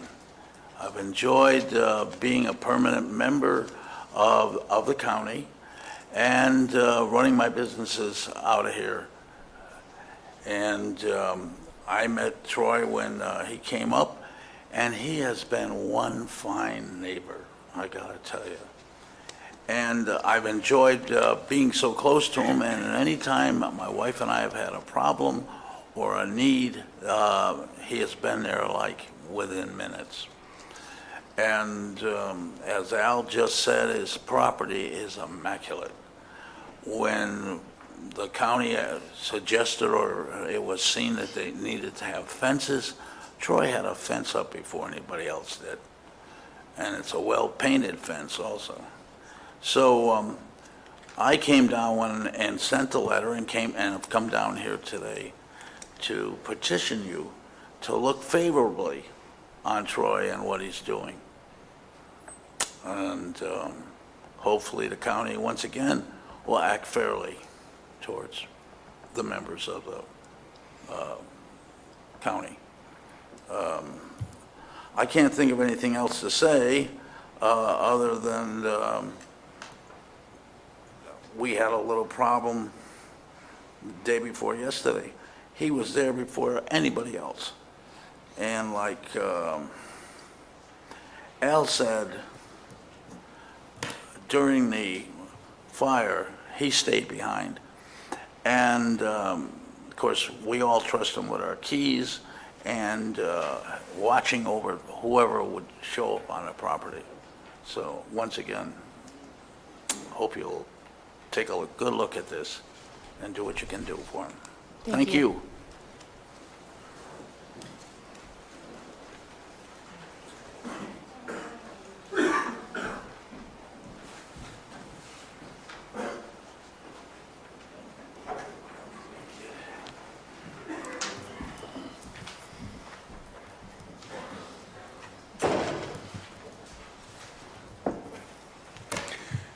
Morning, I'm Brian Smith. I own 3240 Bald Mountain Road, 3336 Bald Mountain Road, 3338 Bald Mountain Road, and 4 other unaddressed properties on Bald Mountain Road. I've known Troy since the first day he moved in. He got stuck, had to come get me to tow him out. Troy is the poster child for how you want a pot grower to be. He's clean, he's neat, everything is organic. He doesn't grow 350 plants like one of my felon neighbors does. He hasn't destroyed his property like my other felon neighbor has. I do not have any other pot-growing neighbors I would even think about coming here and addressing in favor of what they do. The seller's permit issue, the reality is Calaveras County has no need to require a seller's permit because these people are not selling retail. So, as far as I'm concerned, I think it's a real minor issue. Like everybody else, there's nobody in this room who hasn't forgotten to do something that they should have done. At this point, his feet are being held to the fire. I would like to see you folks cut him some slack, let him have his permit, because he is the kind of grower that we need in this county versus all the dirt bags, the other ones I see. Thank you. Y'all have a good day. Thank you.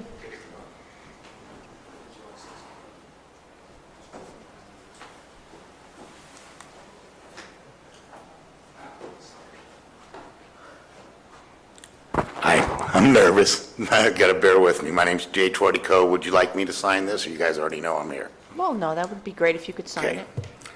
First of all, I want to apologize to you guys. I made a mistake. I'm taking up your time, and I know you guys are very, very busy. I want to let you guys know that. Secondly, I want to thank all my neighbors here. This is getting very, very rarer to see that, and this is what a small community should be embracing. Look at these folks. They have nothing to do with marijuana, but they believe in me. This is awesome. I win today, no matter what happens, folks. I'm not lying to you, because of the folks behind me here. I've lost a lot of sleep over this. I have tried to do this right. Me and my wife has probably invested over $90,000 in fencing and trying to make my property immaculate, so nobody has no problems with me. I've been growing under 215 for a while. My neighbors know it. They're telling you something. I just hope that you listen to them. I'm not going to let you guys down if you give me a shot. I'm going to do it right. I will do the best I can for you folks. That's all I have to say. Merry Christmas and God bless. Thank you. Again, thank you to my neighbors. How special is that? Thank you. Is there anyone else?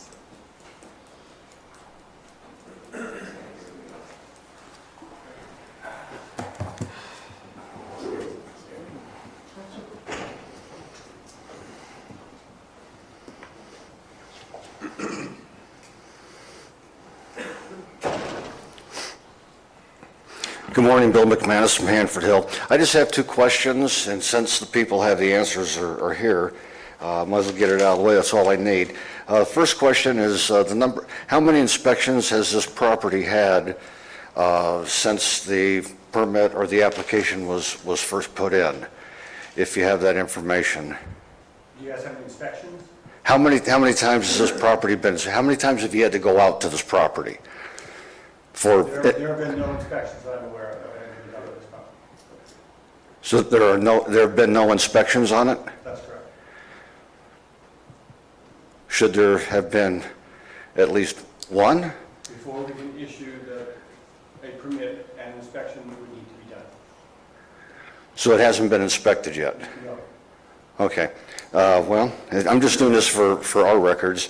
When you do the inspection, is there any way, I don't know if there's some way you differentiate between different applications.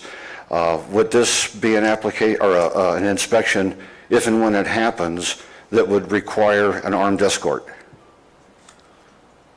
Currently, the code enforcement officers who are doing the inspections are only going out with law enforcement personnel along with the inspection team. And that is one of the reasons why it's taking so much time to get out to do the inspections, is the availability of sheriff's office now. So at this point this is an outdoor grow, I would imagine it's probably been harvested by now. So if you go out and inspect, what would you be looking for? Other compliance issues with the application? Compliance with all the other provisions of the code. And we could also tell, based on our aerial imaging and what's on the ground, the area of canopy that was. So that's going to happen sometime in the future then? It will happen sometime in the future. Okay, thank you. Can I just say one more thing, guys? I'm sorry. My wife will be mad if I What? don't say it. Okay, come on up. Not to make excuses, but we did have a death in the family when all this was going on. An aunt of ours had brain surgery, moved in with us, recouped, had a stroke, died. That's not very good. But the hardest part was my wife was in charge of her trust, and 5 other people were involved. And I don't know if you guys have ever experienced going through that, but it's not a pretty picture when families are arguing about money. So we had a lot going on during this time as well. And if you need facts or proof of that, we can give you death certificates and what have you. And my neighbors also will back me on what I'm saying here. So I do want to apologize again, but my wife would be mad at me if I didn't tell you that we were kind of busy at the time as well. Thank you. Thank you.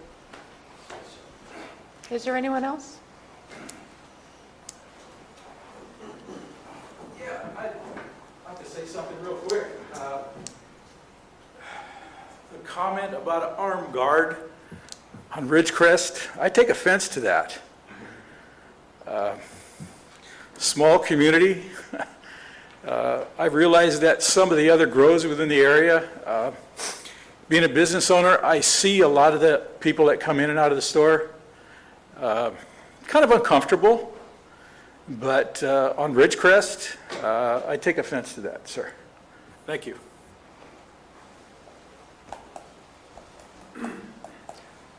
All right, I think that's it. So we will close the public. Did you have a question, Kelly? Yeah, I have a question for the applicant or his lawyer, Could one of you come up? Or both. or both. I am paying you, maybe I should let him do his Thank job. you. Okay, you did turn in on time the evidence of the business license and the registration with the Secretary of State? Yes. The other 2 requirements that were due on September 7th. The only one I missed was, and I should have did it the date I did the business license, is I did not give you the seller's permit the same day. Okay, when That did was you a turn mistake. in those other 2 documents? 31st, I think it was. I believe Oh, that, the other two, sorry. August Never mind. 26th, I believe, is when that other document was, I believe, if I'm not mistaken, on the business license. Is that correct? You probably have the, I believe so, yes. I believe it was August 26th, I believe. Okay, and nobody apparently at planning, Let me know that I was missing something, because I had it with me at that time. My mistake. Again, it is my mistake. I can't take that back. but if somebody had told you you're missing I would have gave it to him right then and there. To follow up on that, it says August 23rd for the seller's permit. So was it mailed to you and stamped at that time? So had you received it by the 26th date at which you had turned in your other 2 pieces? Yes, I did. So you had received it, had it in hand, you just missed I placing made it a in with the mistake. rest. We had too much going on. Unfortunately. Yeah, I did make a mistake. Any other questions?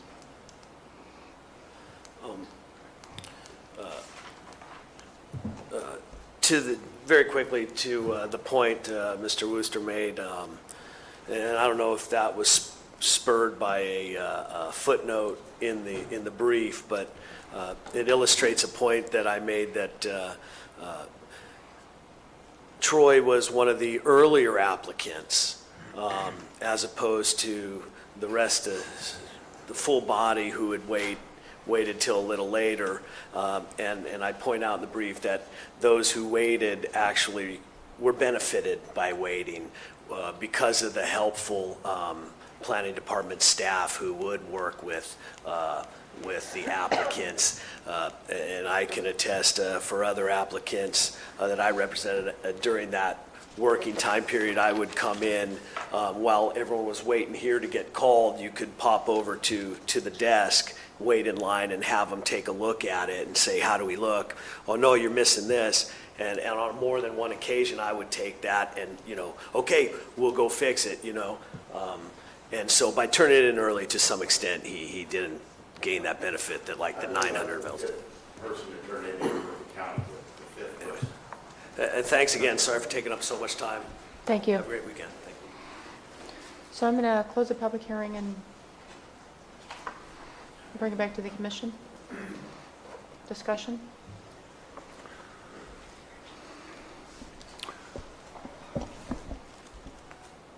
I think I have a question for Scott. In a situation where people were submitting their applications by June 30, and they were missing something, was it the practice of the department to tell them, you're missing something, please bring it in? So prior to the June 30 date, if someone turned something and we check to make sure it was a complete application. The September 7th requirement documents weren't required by June 30th. We always did remind people, don't forget there's things that are due on September 7th. Make sure you have those available to us by that time.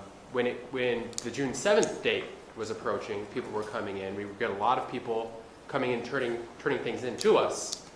And all we were doing was asking them, do you know your project number? If not, we'd look it up, write the project number on the documents they were submitting to us and take those in. We weren't checking at that time, weren't checking to see what was or wasn't missing due to the need to continually take in documents from people. We weren't taking that extra step to go find the file, look through the documents, because we didn't necessarily have everything scanned in at that time yet.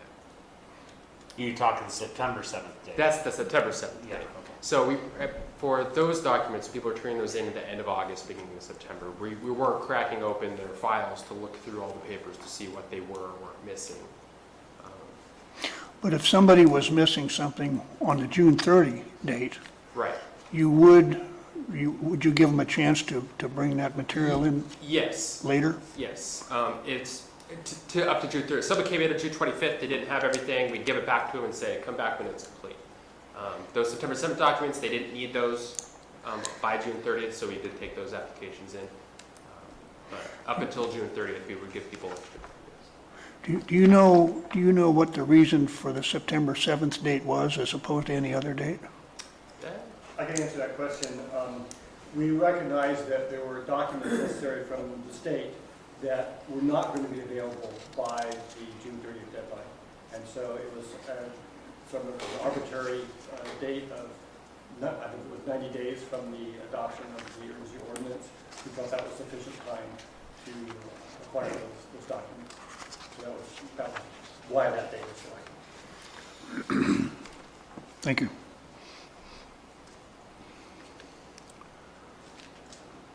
I have a question that's, I guess, of county council, and that is, I'm all for this substantial compliance, that they did what they needed to do, they just didn't get it turned in time.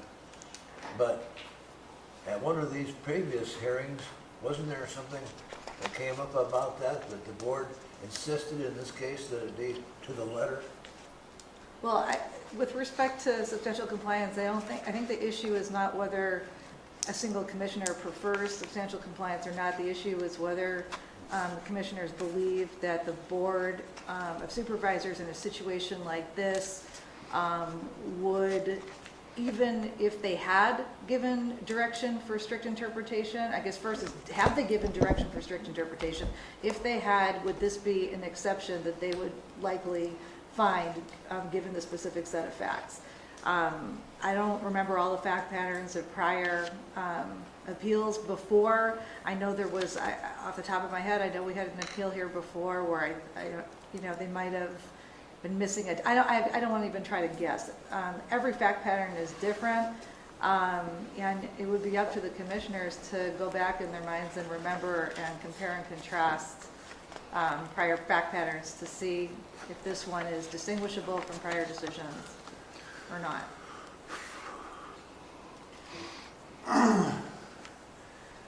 It's a big leap from intent of law to the letter of the law. I know some of the intent originally was to narrow down the amount of registrations by the supervisors, that they knew they would get flooded in, so that part of this was put in there to make it not just easy, not to make it not easy, but you would have to go through these hoops so that they would narrow down the number of people flooding into Calaveras, the May 10th deadline. The September 7th deadline's another deadline. So do we hold it to the May 10th deadline as such as the September 7th deadline, you know? But then there's also the intent where he brought up that the, in the case where the guy near the Moke Hill area was overturned by the supervisors, and they let that appeal go as for the fraud case on his property. But in this case, there isn't fraud. But I am, at the same time, you know, with intent of the supervisors that were there when they put in the urgency ordinance, did they mean to weed out the good neighbor? You know what I'm saying? Because this guy seems like a generally good neighbor to his neighbors, and he does the right things by his community. So I'm really having a hard time with this one on both sides, because I know what part of the intent was, I know what the letter of the law is, and the reason for the letter of the law was the intent, you know, to narrow down the amount of registration. So I'm more leaning towards right now that September 7th being as substantial as the May 10th deadline. Even though, you know, it's just whether or not he got the seller's permit prior. So the decision lies whether or not he can turn in later. Did he had it prior to September 7th, as you know. He just didn't hand it in with the rest of his stuff. Peter, I have I'm sorry. I thought you were done. I apologize. I am totally done. Peter, on one of the hearings, it was pulled back, I believe, because they were able to provide you the proper documentation. Is that correct? One of the other appeals that were on the agenda. Again, the facts are different. Okay. This was, in that case, it was unrelated to the September 7th deadline issue. Okay. And then the additional information we received sort of changed the facts of that matter. Okay. To the point where it was no longer appropriate. Okay. So for me, it's very unfortunate because the Planning Commission doesn't make policy, the supervisors do. We uphold the policy that the supervisors vote on. So the ordinance 1795165N clearly states that it is the registrant's obligation to turn in the paperwork. We've got a lot of applications out there, and if we handheld every single one and said, you need to bring this, this, this, and this, we wouldn't be very productive at the planning department, and it's caused a lot of delays. So for me, it boils down to having to uphold policy that was voted on by the Board of Supervisors. The supervisors want to overrule what they have put in writing for us to uphold, then that would be at their discretion. But for me, it's going to be upholding the section that was not completed.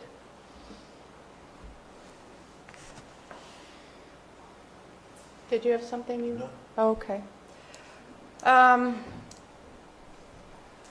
I do believe it's the intent of the Board of Supervisors that the urgency ordinance applicants meet all of the criteria.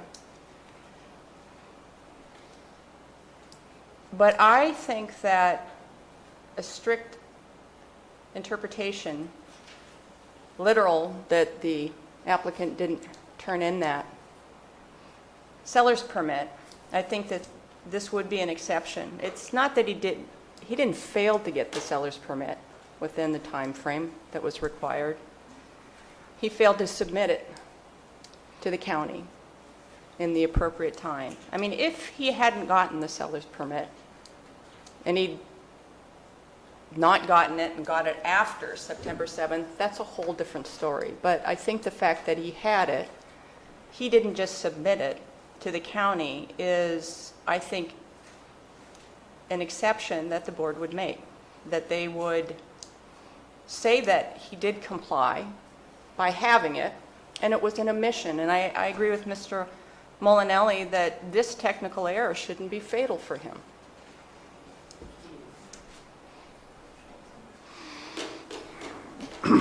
Okay, well, I'm like Commissioner Stoffer, I'm having a hard time with this one.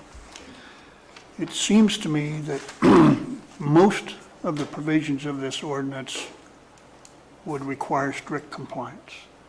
Because as Mr. Stopper pointed out, one of the overriding reasons for this ordinance was to control the land rush that the county was experiencing. And that's why I would view the May 10th date as a hard stop date.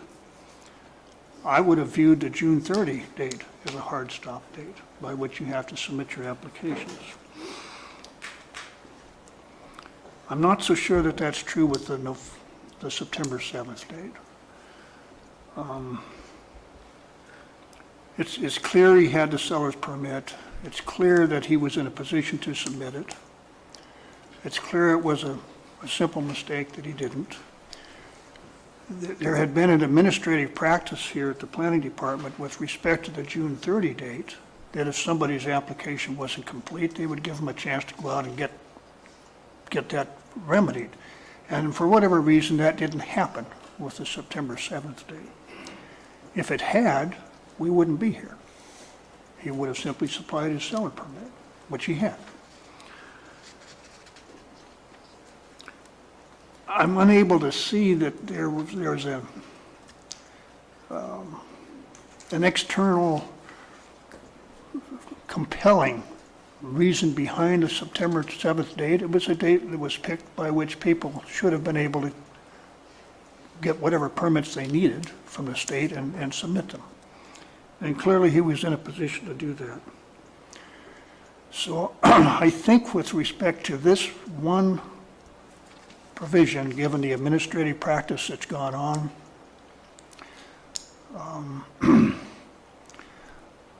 I think that that is, I don't know if I call it a substantial compliance standard or not is being applied here, because the date's a date. I mean, you either comply with it or not. It's not like you make it by,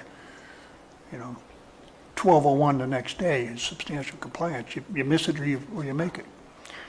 But I think in this case, the intent of the statute has been satisfied here. So I'm inclined to grant the appeal for those reasons.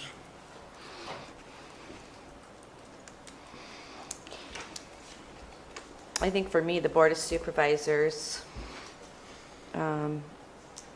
if they looked at this appeal, I think there's going to be several down the line that didn't meet the September 7th deadline that are beginning to appeal after appeal after appeal because they missed a piece of paper, but they had already had it. They went through all the steps. And if the supervisors could rule on that and give direction on the urgency ordinance, as well as the staff in the planning department, I do believe that's where it needs to go. I mean, for me, I read it, it's very clear on the ordinance, and I believe that in this situation, this isn't going to be the only one where somebody really did go the extra mile, meet the urgency ordinance with every step. And I think the planning department needs direction in this issue, because I think it's going to come up again and again. I think there's a lot of people out there that got their water permits, got their seller's permits, but they failed to turn in that one piece of paper. And I think it needs to go to the Board of Supervisors to give direction back to the planning department. Well, you make good points. I mean, I'm concerned about the precedent. And you're right, the date is it's a definite date. There's no And question about it. don't know, but I would imagine that there aren't that many applicants that had all of their documentation prior to deadlines and failed to, for whatever reason, submit them with the application. I bet you that's not very many.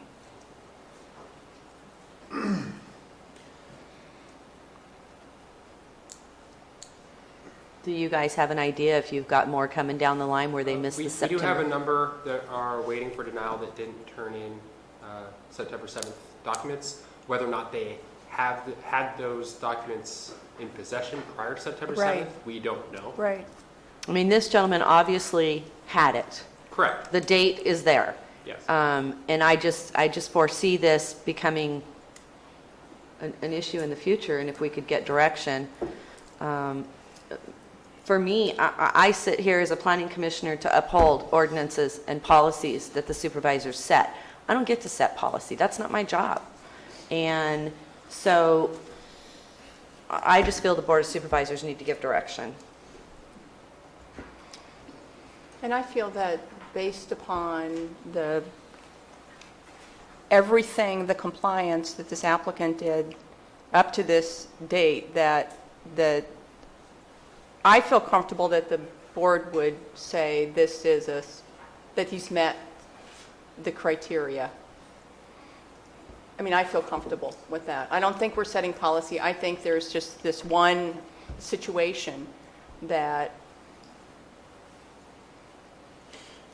he shouldn't be, denied for this one small. If the concern is present, I mean, one option that the Planning Commission has is to draft or amend a resolution to make it narrowly tailored, rather than just accepting whatever was offered by the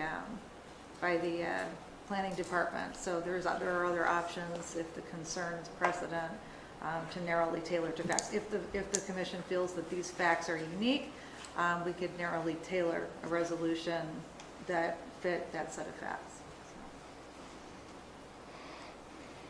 On what basis? On what policy?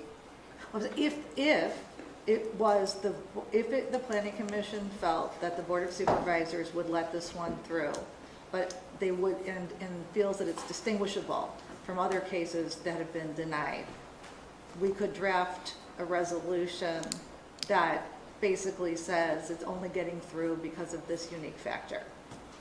That's all I'm And saying. then we don't have any section numbers or policies to quote on that. We're just doing that based on what we think the supervisors would do? That's right. It's not, you have to decide what you think the supervisors would want. No, I don't. I can let the supervisors do Okay. it. Thank you. Okay. Well, I'm not going to pretend to be able to predict what the board would do with this. I just don't know. I mean, our job is to apply what they wrote and try to figure out what they intended when they wrote it. And like I said, this is a tough one because the date's pretty clear. There's no ambiguity in the ordinance on this point at all, and it wasn't made. On the other hand, I'm troubled by the disparity between giving people slack, if you will, on the June 30 date, when somebody would turn in an application that was not complete, and it should have been, and the planning department helped them make it complete, and it comes through, and not do the same thing here. And so, there are some places, I think, where when an agency has the task of interpreting an ordinance that they're enforcing, they're entitled to some deference on what they think the ordinance means. And in this case, they felt that with June 30th, they would cut people some slack, and for whatever reason, and I cannot understand what it is, the same thing wasn't true for September 7th. And I don't know why it wouldn't have been. So I'm still having a problem with this one.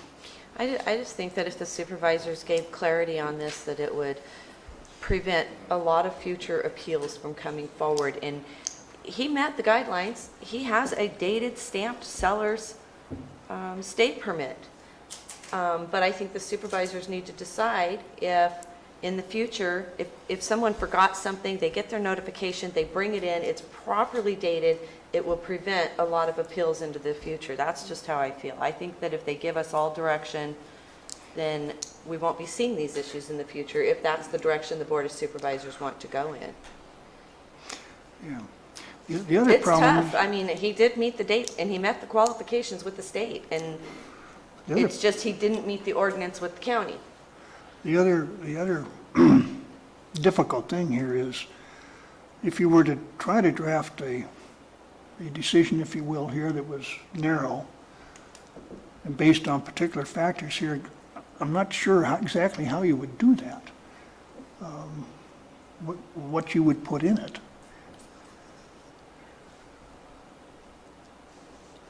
I mean, how would you do that? Oh, you're asking me? I mean, it would, and again, because I'm hearing certain commissioners say that they're not sure that this would be a similar exception to the Fashing case, and that they're thinking that the board might, in this case, let it go through. If the distinguishing factor here is he demonstrated that he had all of the requirements met by the date. He submitted the other documents that were due on 9/7. All the other aspects of his application have been in compliance to date, and therefore it's akin to a clerical error as opposed to negligence on his part. I mean, you could do something along those lines. But again, it's certainly your discretion to determine whether or not this is an exception to the general rule, this is distinguishable from other cases that you've denied. And every case comes in here with its own set of facts, and it's up to you to decide whether this is similar to cases that you've denied or similar to cases that you've upheld. So, Let me ask a question of planning. If the commission were to grant the appeal along the narrow lines that council has outlined, what sort of heartache or troubles do you foresee down the road, if any, in applying this ordinance? I don't really see any. I think that if there was a circumstance with identical facts, you would apply the same rule to that. We have taken, as you can see, a very strict approach to the code, and if there was a different set of facts, we'd have to look at that under those circumstances. If we had some other document that was missing from the September 7th deadline, but they just failed inadvertently to provide it to us, but they clearly had that prior to that deadline, then I would say we would take that same approach. This is something that meets the standard that was established here, that the intent, your interpretation of the intent of the board here was that all of these things were to be taken care of, and the reason we had that date and was to be provided to us, so we knew that they had taken care of it. Not, it was just some amorphous, we have to get it in the future. That was the purpose of the deadline. They had to have it by that date. And they had to provide it to us so they could document to us that they had it by that date. So again, I don't know how many identical or very, very similar situations are out there. I'm sure there's probably some, whether it's 2 or 20, I don't know at this point in time.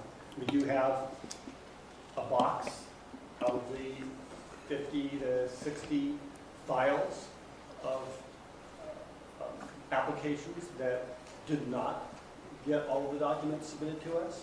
We just haven't had the opportunity to go through all those yet to determine what was missing, why it was missing, and to complete our review under other circumstances.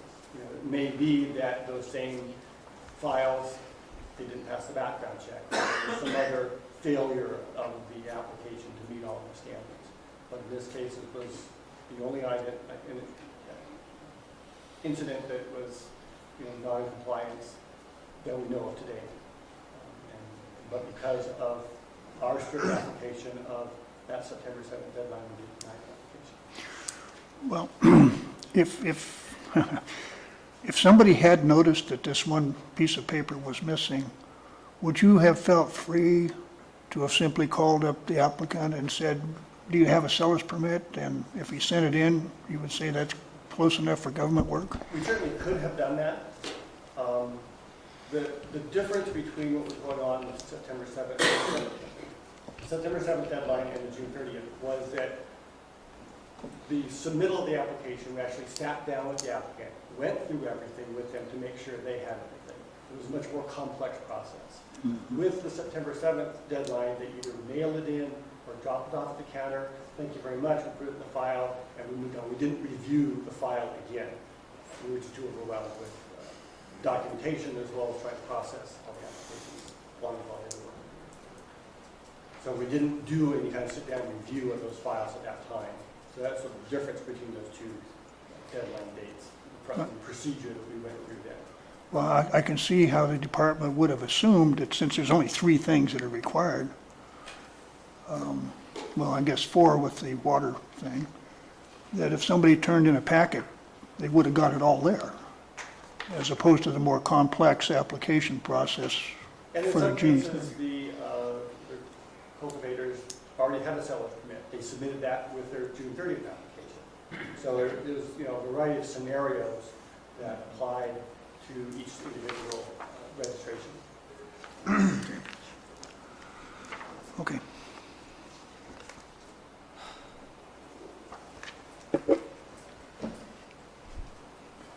Well, I think I'm where I was, which is somewhat reluctantly, because I do believe in strict application of this ordinance. I think with a narrowly crafted decision on this, I think I'm still inclined to grant the appeal.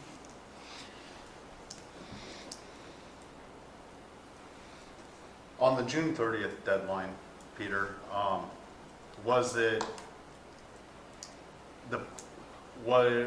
the planning department directed by the Board of Supervisors to sit down with each one of those individuals and go through their applications at that point? Or was that a task that was decided by the planning department at that time because of the gargantuan? I mean, it's a gargantuan task. We decided that was the most effective way to do it.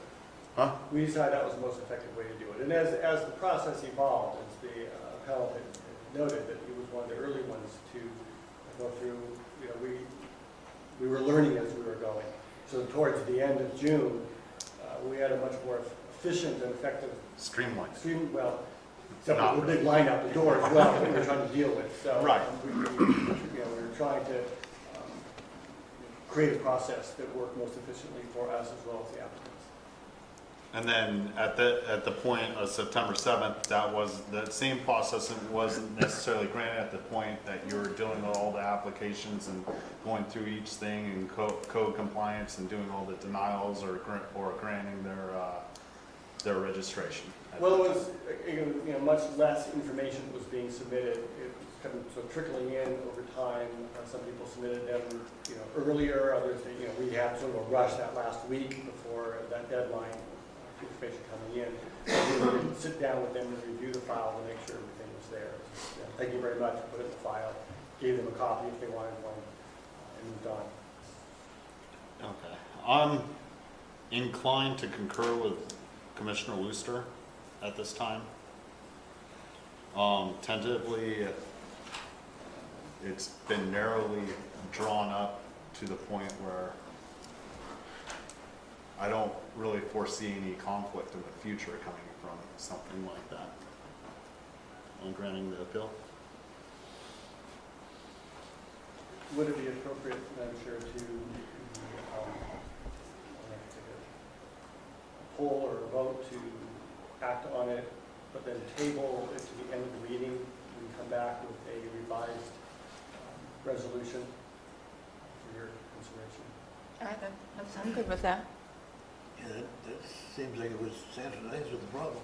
So declare your intent to grant the appeal, directing staff to prepare a revised resolution and bring it back at the end of the meeting. Well, I think we've got 3 votes for that. Yes. But it may turn out that when we look at it, we decide. We might have more votes. Well. Or we could have no may not votes. You may not have any votes. It could be. No, I think that's a good idea. Rather than try to craft the findings right now, spend some time thinking. Since we'll be here most of the day. Yeah. Today. It will be all day. Mr. Spear has at least one other item on the agenda, so we can't drop it and start working on it right now. We do that or continue it to bring it back to the next meeting. Let's try and take care of it today. I So- would recommend that. The ramifications of this is that I just want to be clear of what could happen to, and I can't say the last name, so I'm going to say Troy because I have a last name like that too.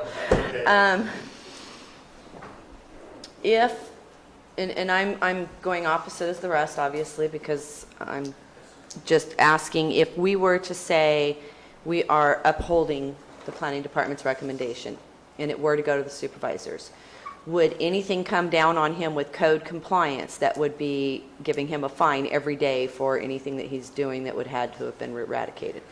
Would the fines start on him is what I'm asking of the $1,000 a day? The fines, from the moment he has the notice of violation, the fines start accruing. If he wins his appeal ultimately, then the fines are not charged. If he loses, then he's charged for every day up until a final decision. Are the fines starting today or the day that he was given the denial letter? It's the date of the denial letter would have, usually I think they give a certain amount of They time. give 10 days. 10 days. And if on the 10th day or the 11th day, code enforcement hasn't been provided with evidence satisfactory to the issuing officer that abatement has voluntarily occurred, then $1,000 per day starts to accrue.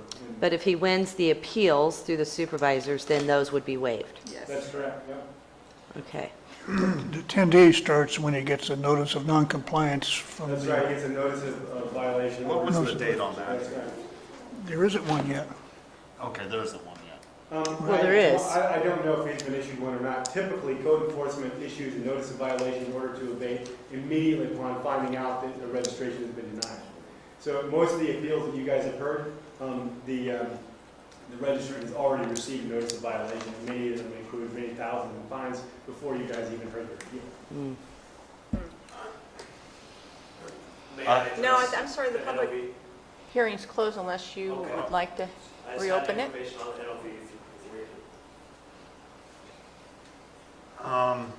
Do you have a question for him? Yeah, I think I would like to know if a notice of violation was issued. Okay, and so we it's- reopen the public hearing if you could. Okay, sorry, thank you. NOV was issued. We provided proof of compliance. The case was closed without any fines assessed. An appeal on the NOV itself is scheduled for the 22nd with code compliance. And naturally, that goes either which way, likely with the decision here today or from the board of supervisors. What, if you could clarify close to what the date was on that NOV? I can. I would say it was within the last 2 weeks. I don't Okay. think it was last week. I think it was the week before. So, in eradication, harvesting would count? Yeah, it is. So it would gone, have it's been gone. easy for him to comply within the last 2 Yeah, it weeks. sounds like Sabrina already closed the case. Yeah. Right, okay. So she closed the case based on what? That you were able to provide the seller's permit, or was... No, I'm sorry to interrupt. Proof of compliance with the notice violation, which was cultivating canopy size exceeding the limit. The limit was 0 based on the denial of the application.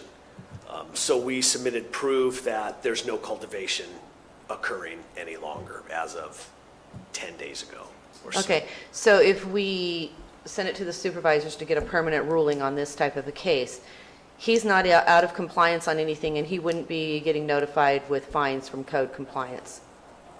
Okay. Not at this time, not unless Good. there's a subsequent NOV issued, which I don't think there would be any reason If it's to. not growing, there wouldn't be, and Right. we would have till spring to deal with that probably. Okay, thank you. I can pull out my truck, I have pictures to prove to you folks that. We're good, we're We're- good. we're good. Thank you. Thank you. So we will. So you're Put going to this- poll them to see if they want them to go back and rewrite the resolution? Well, I think we do want to rewrite the resolution, then we'll see if it satisfies what we're looking for. So- So the motion then would be to trail this item to the end of the agenda and bring it back to the revised resolution. Right, and then we'll make a decision on it. Yeah. Is there a motion to do that? I'll go ahead and make that motion. Second. All in favor, say aye. Aye. Aye. So it's 4-0. So that will be coming back around to this at the end of our agenda? 4-0. That's what I said, 4-0. Didn't I? It was 4-1. Oh, I'm sorry, 4-1. It's okay if you don't want That's to all count right. me, No, I do understand. want to count you. 4-1, 4-1. All right, so shall we move on? What do you guys want to do? Might as well get started with the next one. We got a long ways to go. We do? I packed Okay, my dinner. so, all right, so we get the will. lunch first. We'll get started. We probably won't finish, but we will get started with 2016-1107, appeal of planning director's denial of commercial. Oh, sorry. Okay. All right.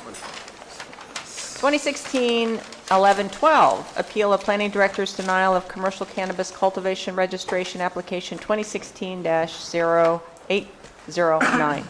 Scott? All right. Background on this, on June 30th, Bartholomew Lally Jr. filed a commercial cannabis registration. And during one of the requirements of that was to submit proof of submission to the California Water Quality Control Board. In the section 1795-165N4 of the ordinance reads that a registrant must demonstrate compliance with the Central Valley Water Quality Control Board regulations by providing documentary evidence satisfactory to the planning director of either of the following.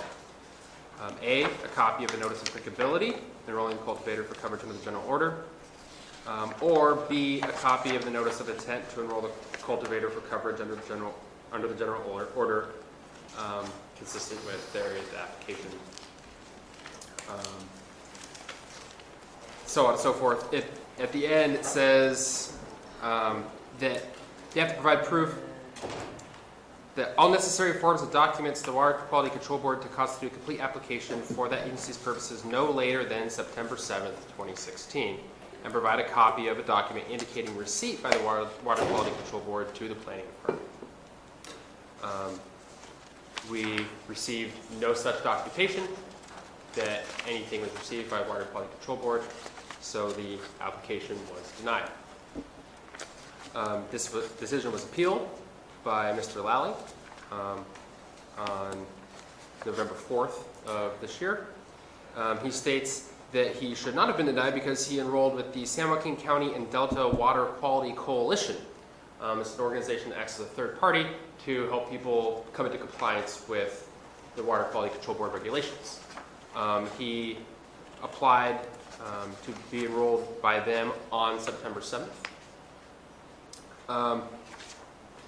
He was then notified that that wouldn't work, and he attempted to submit to the Water Quality Control Board. However, he sent his documents to the North Coast Water Quality Control Board instead of the Central Valley Water Quality Control Board.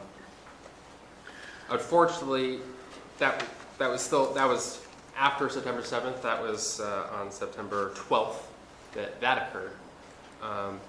To this date, we have still received no indication that he ever came into compliance with the ordinance by submitting a complete application to the Water Quality Control Board by September 7th. And as a result, we request that you deny the appeal and uphold our denial of his registration. Questions of Did we Scott? only receive a letter request for continuance on this appeal case? So should we talk about that first? No. I think that one's for a later one. Yeah, I think it is for 01222. a later one. Oh, wait, you're right. Any questions of Scott? I put it in the wrong file. Yeah, I want to make sure I have the dates here right. Okay. The letter from the San Joaquin County and Delta Water Quality Coalition is dated October 28th to Cody White, saying, we don't do this for you. But he submitted his NOI to the North Coast Regional Water Quality Control Board, as I see it, on September 12th, Yes. before he got notice that the San Joaquin County and Delta Water Quality... Yes, I don't know the circumstances specifically behind how he was notified that the Delta, the San Joaquin and Delta Coalition, I forget what exactly it's called, why, I don't know the circumstances behind how he realized that that wouldn't work and attempted to apply to the Water Quality Control Board. I just know that his attempt was after September 7th. So. Yeah, the September 12th is after September 7th. So it comes down to We did take our. No, I'm sorry, we're not, we'll ask for public comment in a moment. Thank you. and the San Joaquin Delta and regional area is not the State Water Resources Control Board. So they're not the regulatory agency. They help other people go through the process into a regulatory agency. They're a coalition, correct? Yeah, correct. I mean, this case is distinguishable from the last one in that not only did he miss the deadline, he didn't ever comply with the requirements. Okay. That was my question for Scott. Any others before we open the public hearing? No? All right, so is the appellant here?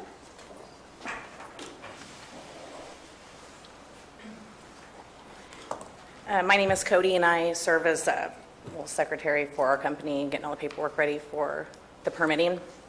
I'm sorry, you work for who? For American General, our business, the Collective. The collective. We did try to go through the coalition to get the water board taken care of as it was.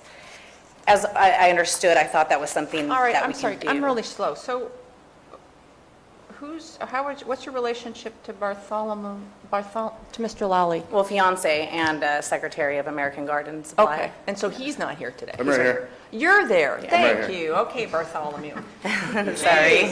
I go by Bart. All right, Bart, I'm He just doesn't even trying know to I say Bart. get everybody straight here. Okay, thank you. Okay, so we did go, I mean, I thought that, because, you know, I'd read where fees and payments can be payable either to an approved third party or the state water resource. I looked up and saw that the San Joaquin County Delta was an approved third party for our HUC watershed unit. And we went down there and spoke with them. They were certain that the gal there, Wendy, was certain she'd be able to help us with this and process our paperwork and assisting us. We did go on the 7th, but we went right back up to the planning department on the 7th when we were done. And Milena there in the office was like, you know, Madeline, I think, Madeline. the pregnant gal that was running, nice pregnant gal, she was like, she brought up our file, you know, everything was in there. She saw this, she said, I haven't had this, I'm not really sure what to do with this, you know, I really haven't been in this situation. And so we were like, whoa, well, you know, put it in our file. Well, she was like, she did not make a copy. She said she couldn't put it in our file because it wasn't from the water board. It wasn't like the NOI water But we board. told her it was approved third party. Yes, and we were in the office. Because at that point, we were still under the assumption that it was a third party approved. Yes, and we were in the office on the 7th. And then she's like, well, you know, we're just going to see how this goes. And, you know, it's under our assumption now we've paid and become a member of this coalition that they would handle processing the paperwork and payment for us. So a couple of days went by, and that's why the 12th, I finally was like, you know, we called, had Wendy a couple times.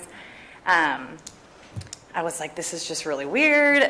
Let's just go ahead and send the NOI. You know, what do we have to lose? I didn't have the $2,500 to send at the time, but I just sent it, of course, yes, sent it to the wrong place. A nice gal, Diana, had notified me on the 12th stating that she would forward my NOI over to the Central Valley, so that day she had forwarded over to Trey.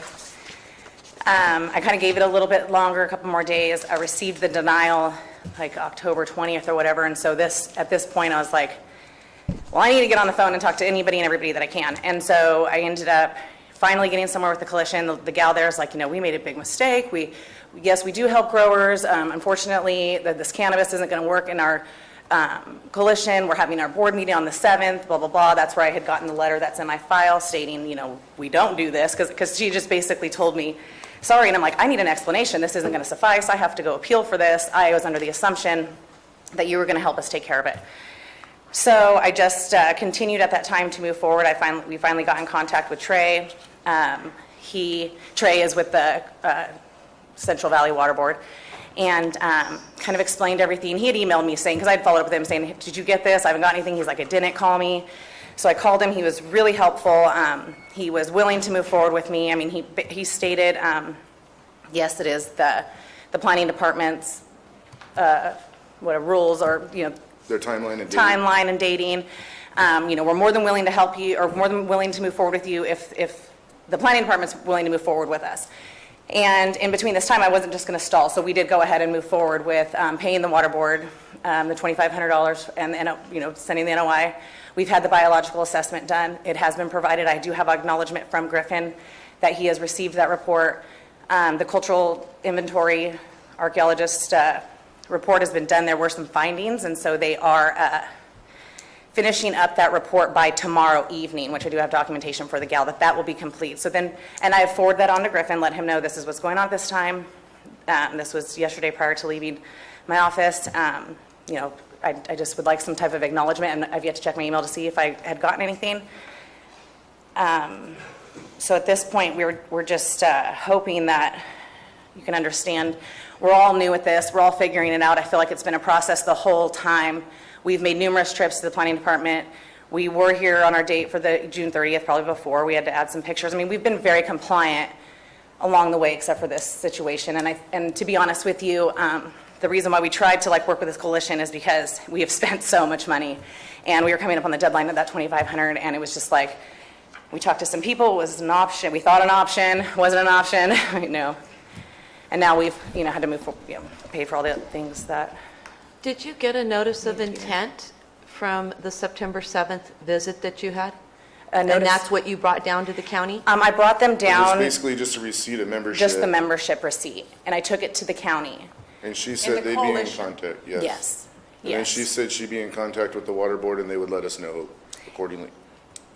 Yep, and she wrote it on the files. I have the sticky note of where she gave me the sticky to call Trey with Trey's information, but I already had it. But I had just placed it in here because, she wrote it, she gave it to me, she's like, you're gonna need to get and figure this out. And then when I did talk to Trey, he said, yes, I mean, they were under the assumption that there are coalitions that were going to help, and in other counties, but unfortunately our county and the watershed here has decided they're not going to. Are these private coalitions or state coalitions? I want to say San Joaquin County.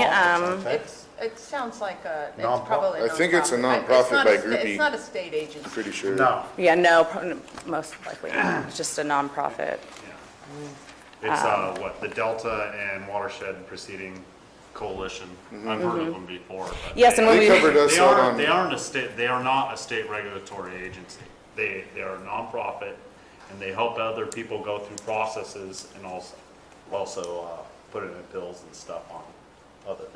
Yeah, she had explained it to me where, we're gonna make it so you're only paying for what you use. And that's where I was like, oh, so they're gonna go and talk to these people and figure this out? Yeah, okay.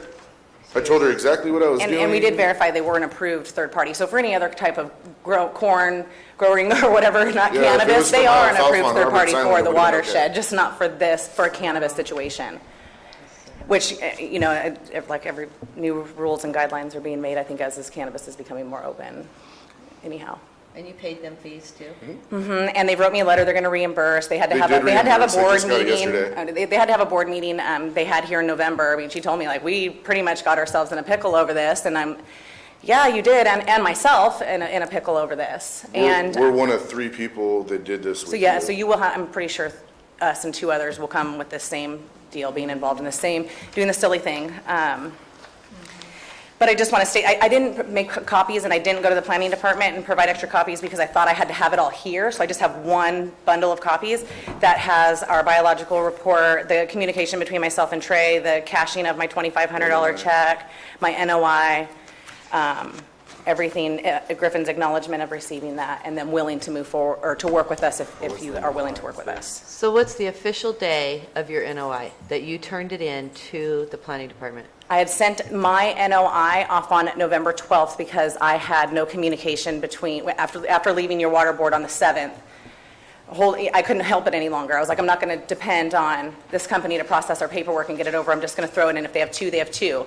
And then, of course, I get on there and I print a 0023 instead of a 0025, the form number, and sent it on to the Northwest region. But then Diana had emailed me saying she would forward it to Central Valley.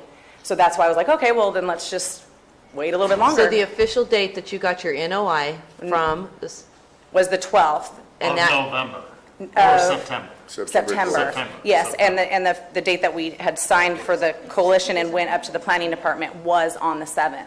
And I don't know why she would not make a copy to put that in my file, just to have as proof that I was there. that was with the coalition though, No, not that with was, the water board. right. The water board NOI is what I'm asking. The 12th. That's for the 12th. Of September. So and the county has that? Did you submit that? I don't think it's got that. So because you guys said you had I not- submitted, yes. You have an email in your file that says, I am in receipt of your notice of intent. Unfortunately, it's sent to the Northwest region. We have forwarded on to Central Valley. You do have a copy of that. Yeah, we have a copy of the email chain. We don't have. You don't have a copy of the, But where's the notice of intent? Right here. I mean, I have it here. I just forwarded it on. I think that actually, you know why? Because the, I don't know, it was attached to the email. I'm not sure why. But I do have do you want the incorrect intent or do you want the correct intent? We want the original. The Water Quality Board, the correct one. I don't care about all that other stuff. Central Valley. Okay, so the Central Valley, their actual application is here, but then I have the wrong one that's Northwest forwarded to them. is there an application or is that the documentation, the NOI from the water board, Central Valley? Do you have that? Yes. Oh. Isn't that what I just did? No, sorry, I'm like nervous. This right here. Oh, where's my check? Hold on, right here. We have received, and that was on him on November. But then this has, This is the notice of intent. And that's October what? and then this is September 15th when the gal says I forwarded on your application. That's her date. What's the Right. date stamped copy? Oh, wait. She wrote the check for it on 11, well, but she could predate. Yeah, because I wasn't going to send the money until he was like, you know, I needed to make sure that somebody was willing to work with us.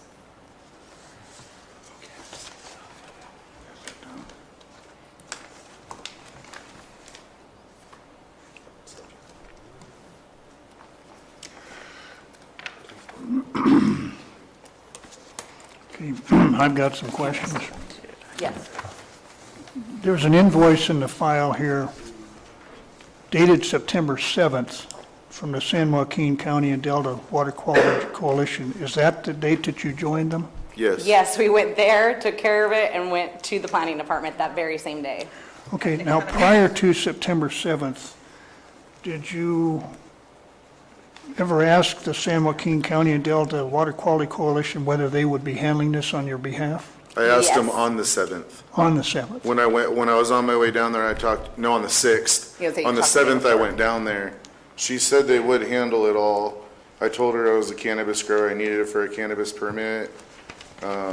She said, absolutely no problem, I know your family, blah, blah, blah. Her And name's Wendy, by the way. yeah, Wendy Groupie. She's helped us on the islands before with our alfalfa and our corn, and I assumed it was the same. I think at that time, they kind of She assumed thought too. it might be as well. She's like, yeah, come on down. And then I got you handled, discovered no problem. it There's wasn't, no and- issues. Yeah, and in that letter that you have in there from them, they, you know, it simply says they thought they would, and then they can't help us. So the way that I'm reading the paperwork, the official day that you applied for the NOI and paid was November 7th. Yes. Yes, like that I paid and actually sent That's the after correct Gri- application to the correct individual, yes. Do you have a That's after Griffin receipt said yes. for 11/7 or just your canceled check? It's not canceled, that's cashed. Well, that's what I Oh. mean. Okay, yes, that's what canceled check Oh, means. okay, I'm It's been sorry. cashed. Did they give you anything in writing for your NOI receipt that you, notice of intent filed? Do you have anything Yeah, from? I just handed it to you. It says your notice of intent has been received. That was your application. Did they give you a There's an receipt? email as well with it. I gave it. There's an email as well I just with it. handed it to that Yeah. gentleman. I already passed it down. I didn't see anything there that stamped received from the water board except for your check. It's the one after the check. Are you looking for that? No, there was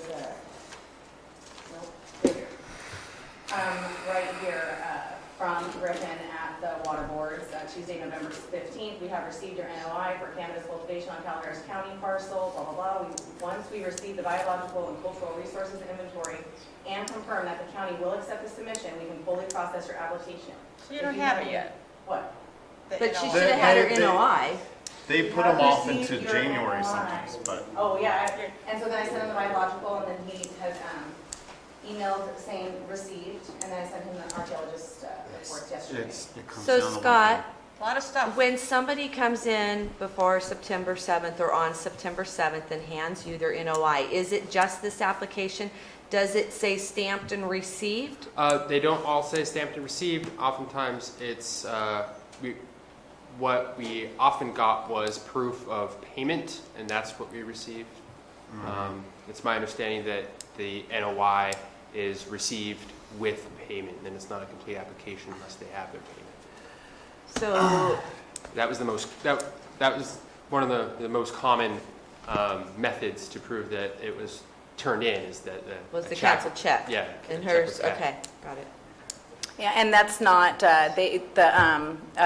Trey told me, get your application in right now and then send your payment, because they can't move forward without the reports in and out. It was just getting the process going, so actually people did not have to send their payment. Well, to have a complete application to the Central Valley Water Quality Control Board, do you have to have the biological and cultural resources inventory with your application? Not with your notice of intent that needed to go to them on the 7th. I don't know when, I assume that we would turn that in to them after it was complete. The only thing they were requiring was the NOI, and then it was new to us that we had to have all these reports and everything done, and then now, I mean, we've turned it to the water board, now I'm assuming I'll take all the copies and turn it into them.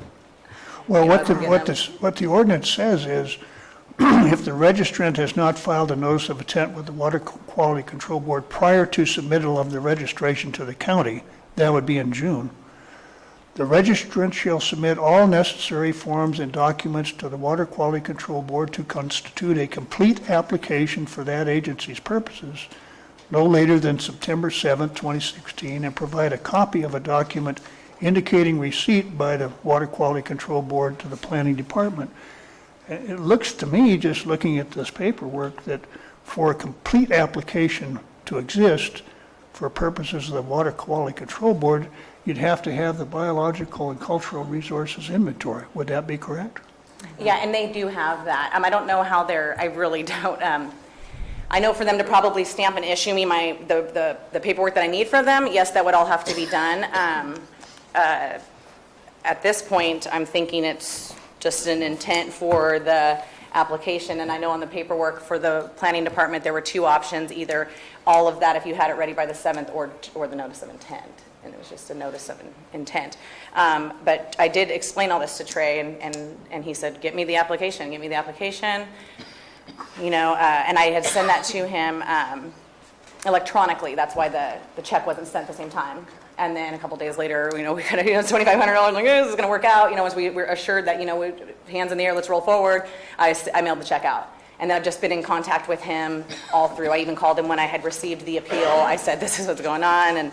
And I said, because somebody there had stated that, you know, deadline dates and whatnot. And so I just want to make sure I was talking to the right people in between. Griffin is Trey's assistant. And he said, you know, no, there is no cap date for us. It's whether... So whether or not they accept it or not? Yeah. He said, so go ahead and they'll send me still your money and process we'll my do it right stuff. now. Yeah, they have my reports. It will get done through them. It's whether moving, regardless if this gets denied or not. I mean, I'll still have those reports in there and process properly, I'm pretty sure. So there's been some confusion with what the water board actually requires for its submittal. We've had a number of applicants that they submitted their application to the water board, paid their fee, and the water board accepted that application, even though there may have been additional information the water board requires. They'll request it later. They'll request it later. And they issue were the more NOI? overwhelmed than we were, because not only were they dealing with the 900 applications from our county, but all the other counties in the border, and there's two staff. So they were equally overwhelmed. We had hoped that the process would be much cleaner than it was. Unfortunately, just, they were trying to reach out with a similar situation from Central.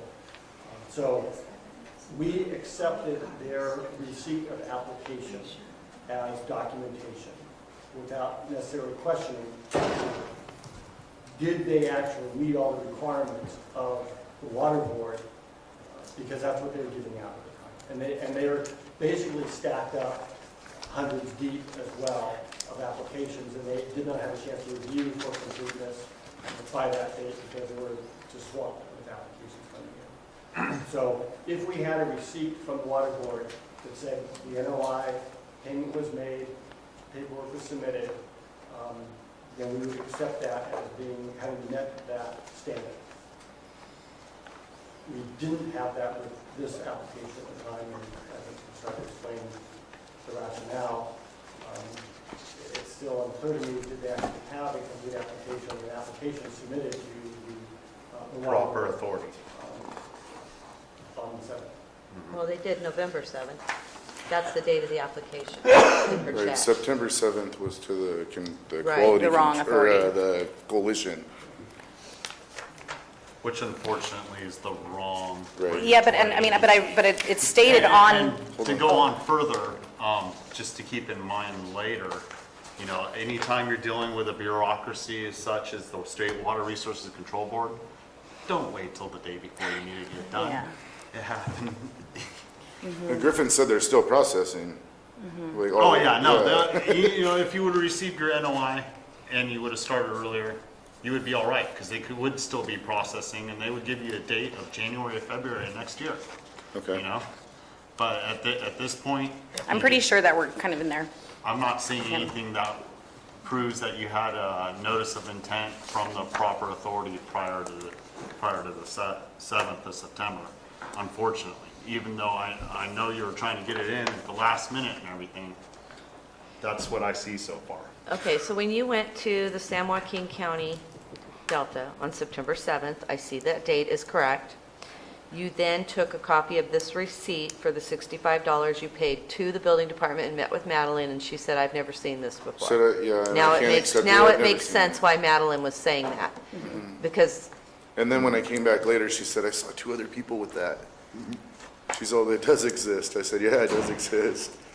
And this was right before she went on maternity leave. Well, when did you learn that the San Joaquin County and Delta Looks Water like Coalition was not going to handle your application? Oh, like it was long after, maybe a month.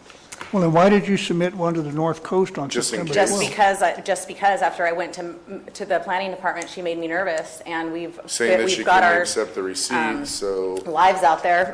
So I'm like, I'm not going to just let you take this from me from what I've already done. So I just did what I can as a second option.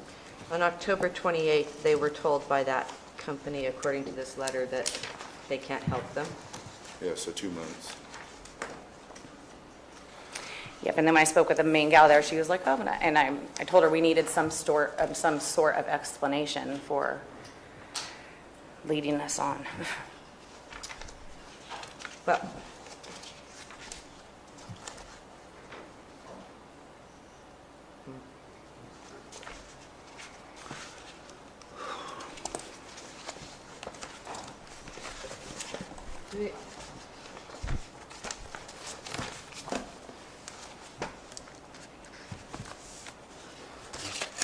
Anyone else have any questions for them? So I was reading, I don't, do you, right now? So we'll see if anyone else wants to address the commission regarding this appeal request. Thank you. Thank you. Is there anyone else?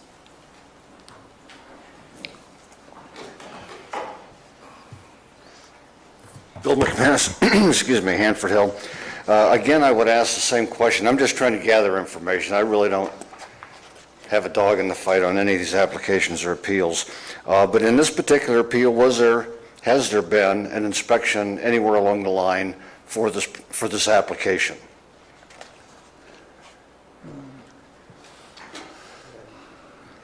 I don't know the answer to that at this point in time, not in front of me. I'm sorry, I can't hear you. I don't know the answer to that. Likely, there was none done other than to post a notice of violation upon the denial by the planning department. Okay, so, So okay, the reason I'm asking these questions, I'm trying to, it's a real sharp learning curve for me. This whole process would seem to be very linear then, that you start at the beginning, and as you progress through various inventories of documents or inspections or whatever, if you find something that is amiss, the process stops, and then you fix that process, or you say, we're going to deny your application, in which case you kind of take another path, maybe a parallel path through the Planning Commission, and then depending on what happens there, pay some more money, and then you go back and take another bite of the apple through the Board of Supervisors, but that doesn't bring you to the end of the process, that this linear process would then continue on. So if we get finished, for instance, in this case, with some water board paperwork, we get it all straightened out, and you decide that you know what the Board of Supervisors is going to do, and you let it go on. Somewhere down the line, is there going to be a physical inspection on these grows that will again stop the process and cause us to go through this little kabuki dance again? I mean, how many times do you go through it? We heard of an application last year or earlier this year, been inspected 7 times. It was on for months and months and months before it was finally abated. The only downside is it costs $1,000 every time you go through a full cycle between the Planning Commission and the Board of Supervisors. Mr. McMahon, But that buys you like this- 6. Interesting information, but could you restrict your comments to this appeal? Okay, well, that's what I'm trying to get to. Okay. Okay, so on this particular one, if you guys decide that the paperwork doesn't matter and you give the green light, this is not the end of the process, then, would that be a correct statement? Well, that would be correct, because then they have to get their permit would continue on through the scrutiny process. Forever, how long it would take. So this may not be the last time that, Yeah, just for example, they could come across during inspection on a code compliance issue. Something. Yeah. You know, Yeah. I mean, yeah, things are fluid, things change. okay. I don't believe it's any different than a building permit. If I'm you're sorry, I building- can't hear you. I said, we need to get you some Q-tips. I said it's no different than if you pull a building permit to build a house. You're going to go through multiple inspections, from the septic to the foundation all the way up. There will be multiple inspections all the way through this process. I think that is proper. Right. Right, so, because I've been through that process, so if there's something wrong, you stop, you fix it, you continue That's on correct, again. and that's the same opportunity that they are being given. Right, And they're paying their permit fee to handle those inspections. right, that's correct. Okay, I just Okay. I just don't know how close you get to the end of the process before you start finding things like this. It's going to take a long time. Oh, okay, We're going to need a lot of direction. okay. Thank you. If the Anyone? commission's interested in our process, I'd happy to talk about it. No. Yeah. Probably not pertinent at this I'm Greg Stapleton. I'm a local grower also. We're all learning, just like you said, you know. We've all gone through like these hurdles. I'm going through some hurdles. Bart's a good guy. I know him. He's a good friend. You know, I wish you guys listen to everybody's, you know, appeals, and everybody's different. So I just wish the guy the best luck and for you guys to grant his appeal. Thank you. Anyone else?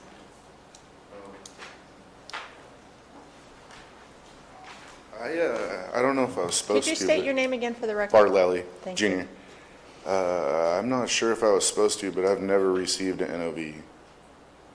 So I don't know who would tell me if I was supposed to or not, but I've never received anything on my gate. You can find out from code enforcement. Okay, If you give them your APN number. okay, thank you. Thank you. All right, I'll close the public hearing, bring it back to the commission.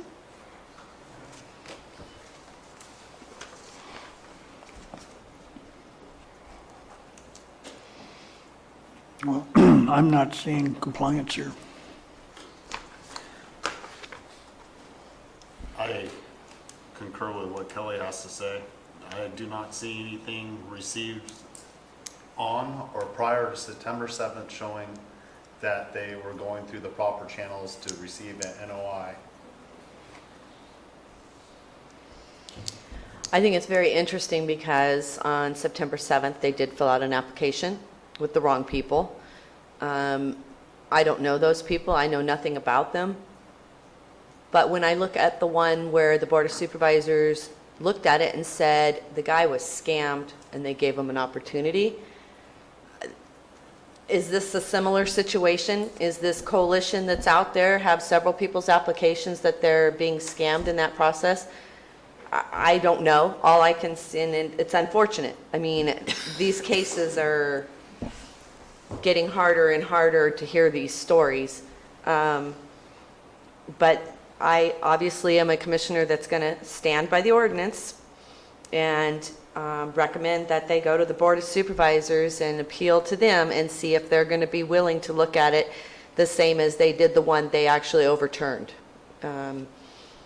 I don't know who this company is. Are they reputable? Should they have at least said to you that day, hey, you're in the wrong spot? Probably, because otherwise you would have met the requirements by going to the right place. But as the paperwork in front of us, you haven't met the requirements. So that makes it very difficult on us to be able to do anything with this. So I'm going to pass it on to you, Ted. Just as maybe some clarification, this organization, the coalition, is similar, I guess, to someone hiring an attorney or some consultant to process paperwork for them. This is an organization that, as I understand it, that works with agricultural interests to satisfy water board requirements. It's a nonprofit organization that tries to help farmers comply with the law. On multiple issues. I think they do water rights protections. They'll group a lump of people together and get the lawyers together and do other things as such and help them through the registration process on other issues also. Well, I mean, that's great, and I'm glad they're out there doing what they do, but it didn't help these people. It actually put them in a scenario of not qualifying by not saying, you're at the wrong place. You need to jump over to this department today quick and get back to Calaveras County. Maybe the person taking the paperwork was just a front-end desk person and didn't know, and it had to go through the steps. It's just sad that it has to continue that way. I think it's unfortunate they had the right idea but went to the wrong agency. And that's something we can't do anything about.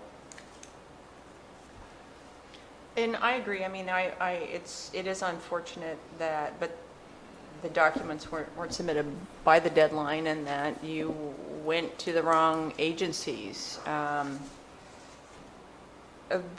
The other message, it's a complex process, and and I'm sure you probably knew that. So going in the very same day that the documents are due is probably not, the best way to gain compliance and making sure that you have submitted all the documentation that is required. But I don't see the evidence of compliance with the ordinance, and so I couldn't support the appeal.